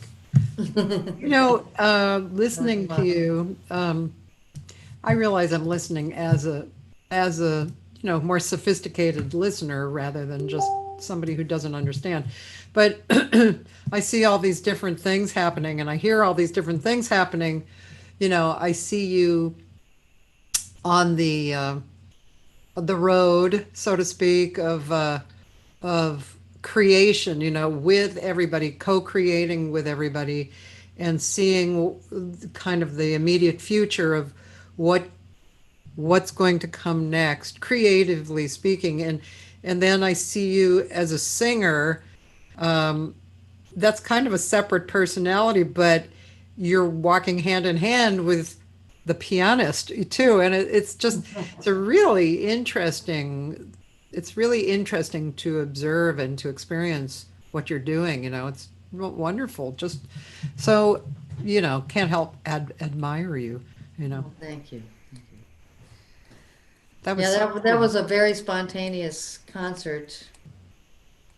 Uh, we just picked tunes before the gig, and I mean, Stanford. It's like you almost like most of these jazz camps. You're teaching from 9 in the morning until 6 o'clock at night, and then there's like whatever 6:30 even with Madeline. We would go Madeline, Yeah, who's by yeah, the way, right. uh, love teaching with her these last almost Yeah, almost she's, 20 years. yeah, she's Anyhow, and this would have been my 23rd year teaching there, but no Stanford this summer, only online. But yeah, we completely went in there and just picked tunes and that Green Dolphin Street. We had played, of course, a lot. I recorded it a few different times, but it's always different, and I keep it open, but for that reason because it's certain types of tunes. I think you can just you don't. I mean, you can have a sort of an arrangement or whatever, but sometimes it's nice just to yeah. see what Hey, happens. what leads first, or is it a combination when you're soloing on piano and singing? You mean the scatting lines? Yeah, is your mind separated? Are you the singer first, or are you the pianist, No, or I think both? it's the music first, Ah, nice. our inner ear, Yeah, what we hear in there, and it just happens to come out both. yeah. And people have told me they try to do that, and it's not that easy. But with certain students I have had in the past, and certain maybe private students through the years that have come through, and they try and do it. It's not that hard to do. If you're in tune with that inner ear. Well, I think what you said, the music comes first, and I've That's the heard that music in here there. on this Yeah. in this series a lot, actually. A lot of people say I'm serving the music. It's the music come first, that's what I focus on. And I like that idea because I feel like there's a lot of comparisons in teaching voice technique, how to sing jazz, and in life. I think the same idea travels over all of that. For instance, communicating, that when you are focused on communicating, life and singing jazz and voice technique all improve, you Yeah. know. So Yeah. it's kind of like that too, the music comes first. Is we're serving the music. We are the vehicle, and I mean we've heard that said a lot, but still, when Yes. you really get that idea, you get it. Yeah. I believe it very much, and I don't think I really got it until my later 30s. Yeah, It took a long time for me to not be so involved with me and how I'm doing it and how it's coming off and how people are reacting to it and all that stuff. Like, I so do I mean, know. part of our umbrella here at the vocal department is also that Anetta and I co-teach a class on stage presence and body works. She does more, the first 2 years of it is more body work. She does yoga and breathing, meditation, and different awareness exercises, and a lot from the Musician's Way and the Artist's Way, and all those books are great. We use them all. Yeah, yeah. And she's designed the curriculum for the first 2 years, um, and the third year we co-teach, and Yeah. it's oh, hello. Bye. Sorry about that. Do That's you okay. also use free play? I mean, the book? Yes, Free and Play? free play also. Yeah, Yes, Stephen I have my Nachmanovich. whole stack of books here. They're all Yeah. great. Here they are. You know, This is Stephen Nachmanovich wrote a another lot book. of them right here. Did That's a you, lot of them. yeah, did you know that Stephen Nachmanovich wrote a second book this year? Really, Yeah, I did not know that. called The Art of Is. And it's basically moving on from free play, and he's a friend of Okay. mine. He's really Wow, I gotta get a cool that. guy. What's He it would called again? I'm The very. Art of Is. He would come to Graz. He's really an interesting teacher. I brought him up to Idlewild, right, where there's, the School of Arts, and Yes. they have all the different forms of art, and everybody came together on stage, and we're just kind of waiting for him to say something or whatever. You know what he did? He just stood there like this. That's all he did. And kind of, within a minute, somebody began playing guitar, and then some dancers start, and before we knew it, the whole school basically was in a piece. It wasn't like a lot of cacophony. It was actually a piece. And all he did was he his presence, was the instigator. It was really interesting. He's definitely like a teacher. He's Wow. a guy that you really Guru learn from. Yeah, I in a know, way. guru definitely. Yeah, super. I'm gonna get that book. Great. So, stage presence, all those kinds of things. Yeah. How did we get on that? I forget. Well, I think I was asking you your viewpoint, and the music first. And actually, Mhm. I wanted to. I think it's always interesting. I've had hundreds of workshop clinicians here at my house, over the years, and Many. so I'm always thinking like, what would a student want to know, and it's fascinating to ask different people about the same thing, right? Because you get all these different points of view, but the result is usually the same result, but the way of getting into it. So Oh, all yeah, that that's to very good. say, I'm curious what do you teach, or what's your point of view when you perform? Um, People always ask you how not to be nervous, or what to think about, or what can you say about that? What do you think about, and what do you teach students to think about when they get up there to perform? It's a process, but I think the overall place to be when you feel like you're getting nervous is to be in the music. Um, because when all these things are happening in your mind, the, oh, why did I do that? Oh, and here comes the high note, or whatever, all these Yeah, things, that come in the head. That usually means that you're not listening to the music. yeah, I mean, first and foremost, that is always a big cure for a lot of it. For some people, it's difficult to get there, and then so many other processes like uh, breathing, preparing, taking your 10 minutes before a concert, and finding your breath in your diaphragm. Just taking deep breaths into the back, laying on the floor, putting the back into the floor. Many different techniques we work with, yoga, we do tree pose, we do things to still the mind a bit, because as Barry Greene talks about in his, what is that book called? Oh, yeah, The Inner Game of Music. I use that one a lot. Excerpts of all these different books. And the self one and the self two, they sit on the soul. I think Rosanna was talking about this last night, Yeah. about or you did maybe. You Uh, talked about it yeah. after she said something about it. You said, yeah, I have this little guy over here with a Oh, yeah. pitchfork or whatever, right? So, like, yeah, I mean, everybody has that. Whatever you're doing, if you're playing golf, you're playing tennis, you're working in a factory, there's always someone looking over you.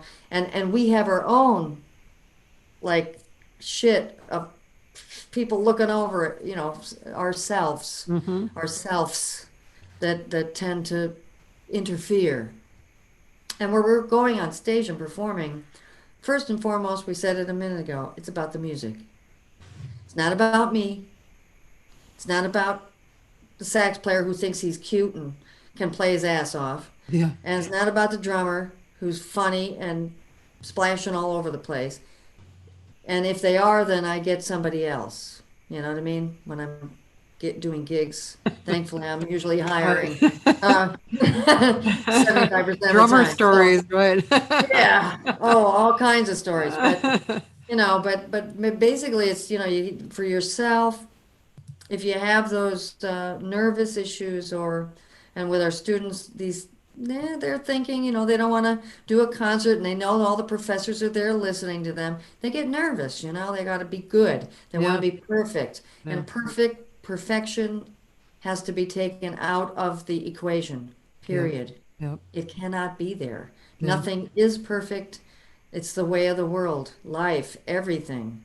Nothing is perfect, and we can't make it perfect. So that's the biggest issue with young students in school for me. Mm-hmm. In my experience, and many of my colleagues we talk to, they all want to make the line perfect. They want to make the song perfect. They want to make the arrangement perfect. They want to have the band, the perfect band. Perfect, all the time. And I don't know what happened with that word, but I didn't have that word so much when I was young, Yeah. You know what and actually is perfect to me? What is my idea of perfect is tapping into the magic. That's yes, my idea of perfect. Because like if I'm in the studio and working until something is right, it's because it's the magic has happened. It's yeah, not because I didn't sing a wrong note or, whatever. It has nothing to do with that, and you can fix those notes even, it doesn't really matter if you do or you don't, because the overall effect is what you're yeah. you're looking for. The overall cohesive connection with all the musicians. And if so, that's the point. If you're not with the music, meaning the people you're playing with and the music that's being, you have to take yourself out of it a little Mm-hmm. and and feel yourself as part of the whole. And that's when the inner ear and all the, yeah, I know it's an inner ear and the outer ear. I talk about a lot about this, about listening, hearing, the differences. There's two different things, listening and hearing. Yeah, I can hear the bass player, but am I listening to what he's playing? Mm-hmm. I mean, like really, and Yeah. through knowledge of music, and that's what I try to instill in a lot of this. My vocalist is music, Yeah. and the more that inner ear is filled with what someone wants in their music, Yeah. um, because we're not all swinging over here. Europe is a different thing, and yes, they come and they want to learn how to swing, but they don't feel it so well, some of them. So and they feel other musics, they feel odd time signature stuff, whatever it is.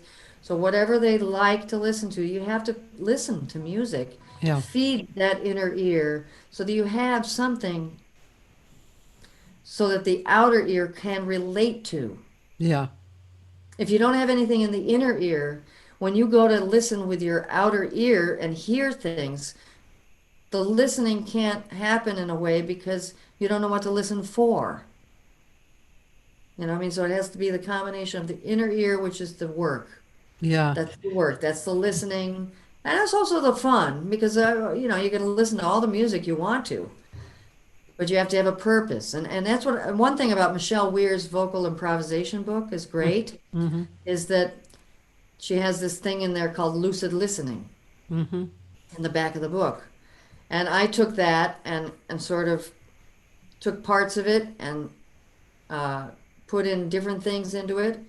And I give it to students, and I give Michelle Weir credit. Believe me, it's an adaptation of what she started, and I added to it. Yeah. And all my students have her book anyway. So, um, but it's like it's a great way for students to get into listening. And when I find that they do these exercises, we do it for a whole semester every week. They do 2 or 3 different tunes for at least 2 or 3 weeks so that they listen to the same song, and they do this lucid listening where there are questions like, did I like it? Was there vibrato? What did the bass player, what was the arrangement like? What was the form? What was all these things that you have to focus your attention on in listening that's different than just hearing. Yeah.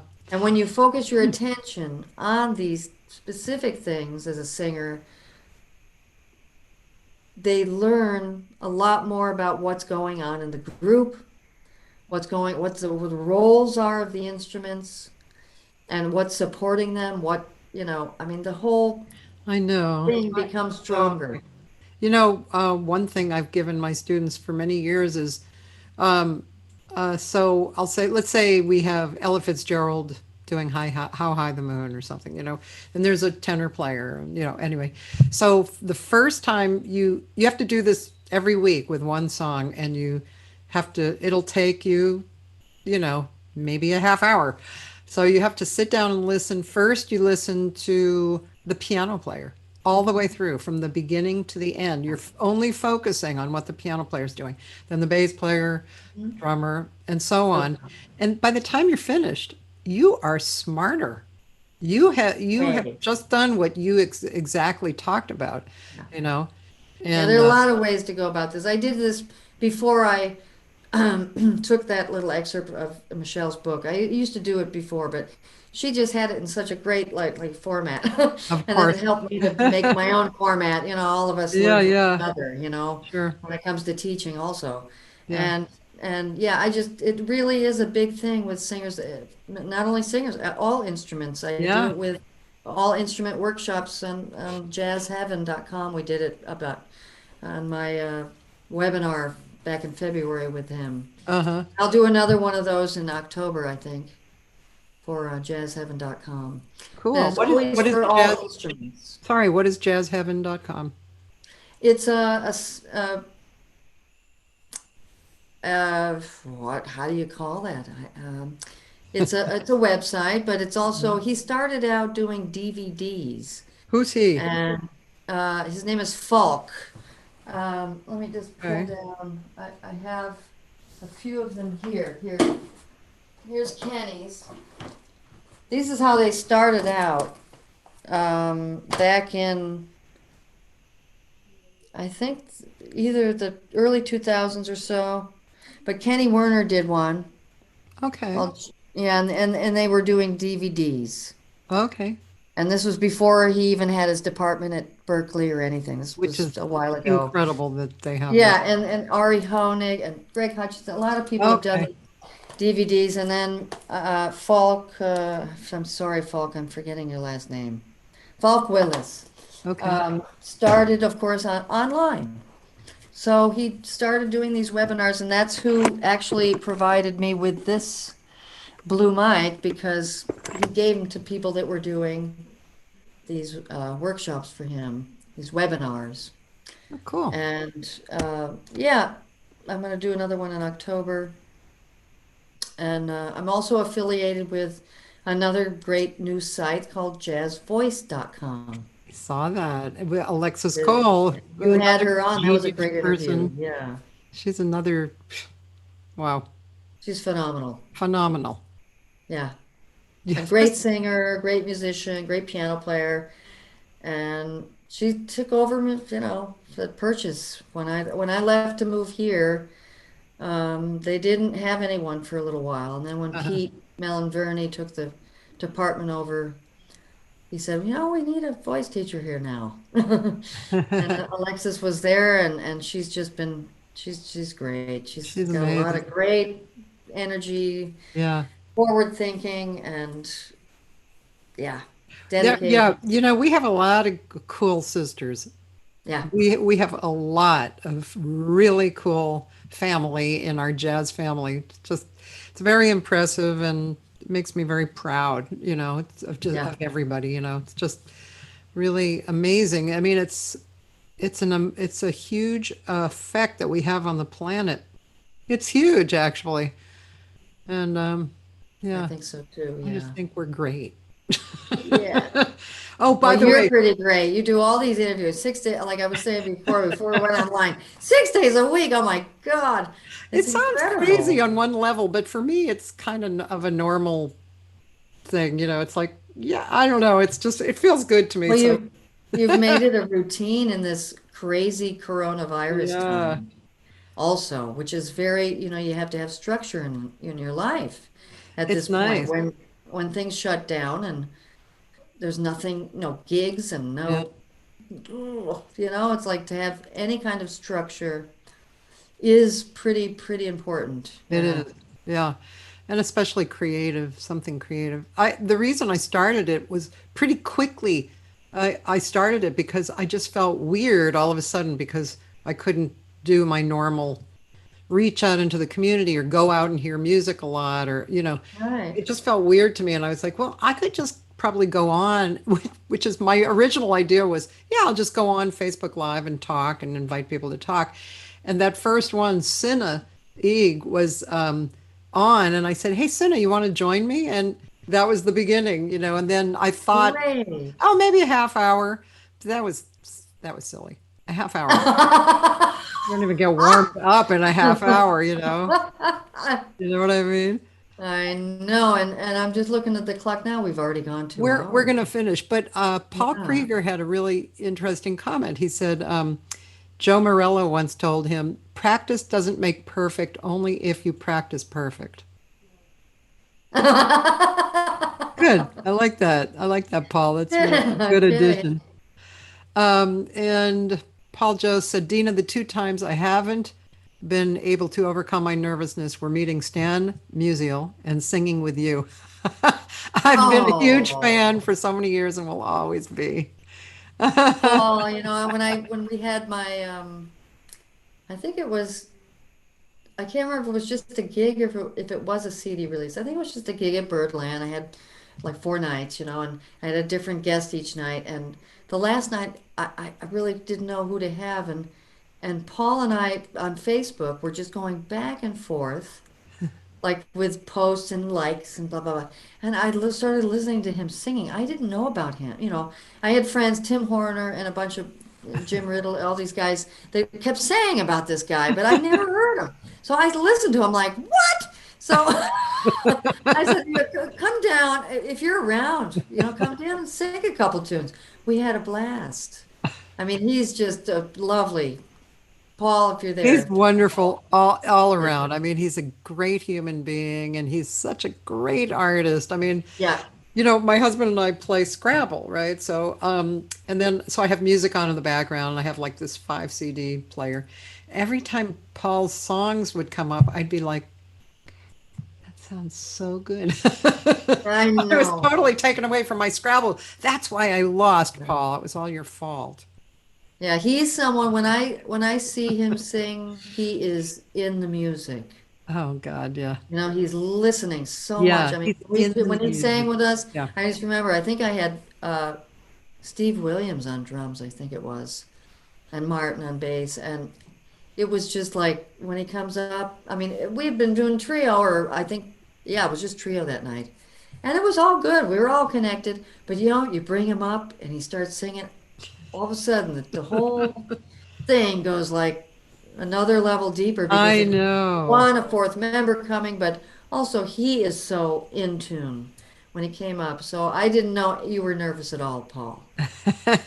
Well, one thing that I feel like I'm going to start writing a little bit about just my feelings and cognitions over, having done so many of these, and what comes up for me. But one thing that he brings to the table when you see him live, especially, um, which is something that is extremely important to me over the many years that I've loved jazz, which is this sense of ethics. And by that I mean what you said. He's in the music and he's so in the music. He's so committed, and the intention is there. Sheila too, I mean, both of them were at the G spot. And when he was singing, I was just saying this yesterday. I don't know if you heard this, but when he was singing, I looked around the room and everybody was sitting kind of stunned. Yeah. I think that was what it was. It was this. They felt his commitment, and then Sheila, like the last song, everybody was crying Yeah. Yeah. on the last song, and her commitment too. It's like that's, I think, and for any artist, not just jazz artists, but that's the thing that really attracts me personally.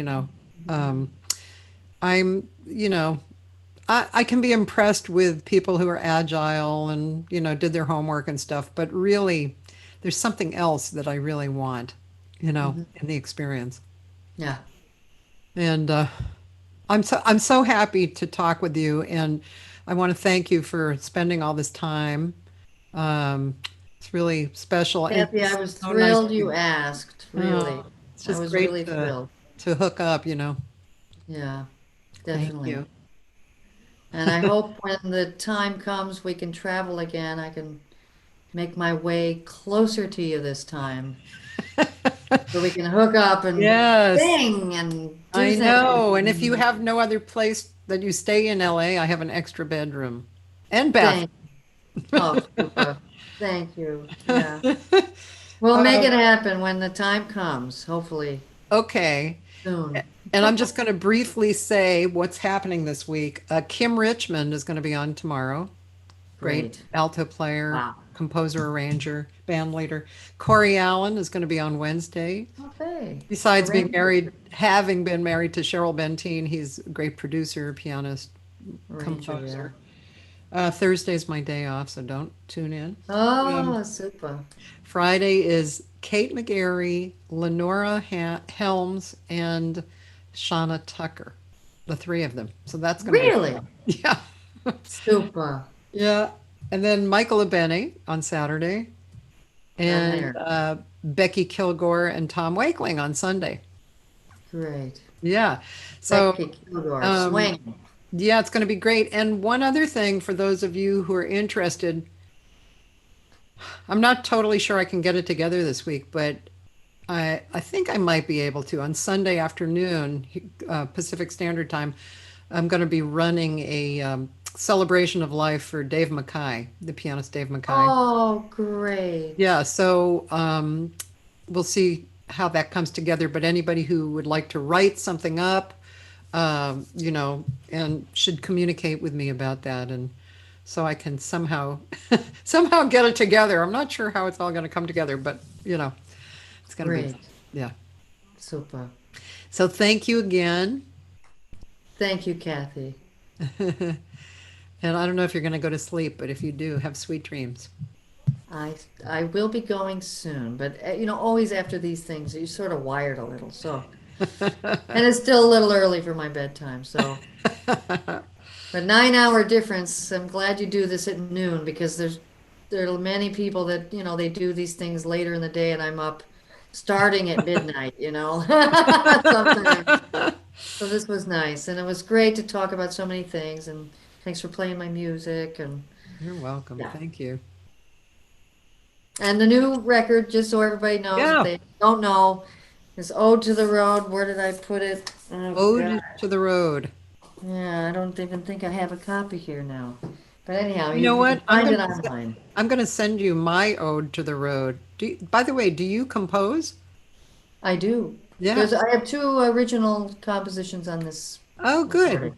Yeah, I'm going to send you my Ode to the Road. It's called Everyday. What is it called? Back on the road. I forget what it's called because I've been singing. It's It's called Everyday Song or something like that. Anyway, Okay. you'll get a Super. kick out of it Great. anyway. Great. Well, I look forward to listening to it.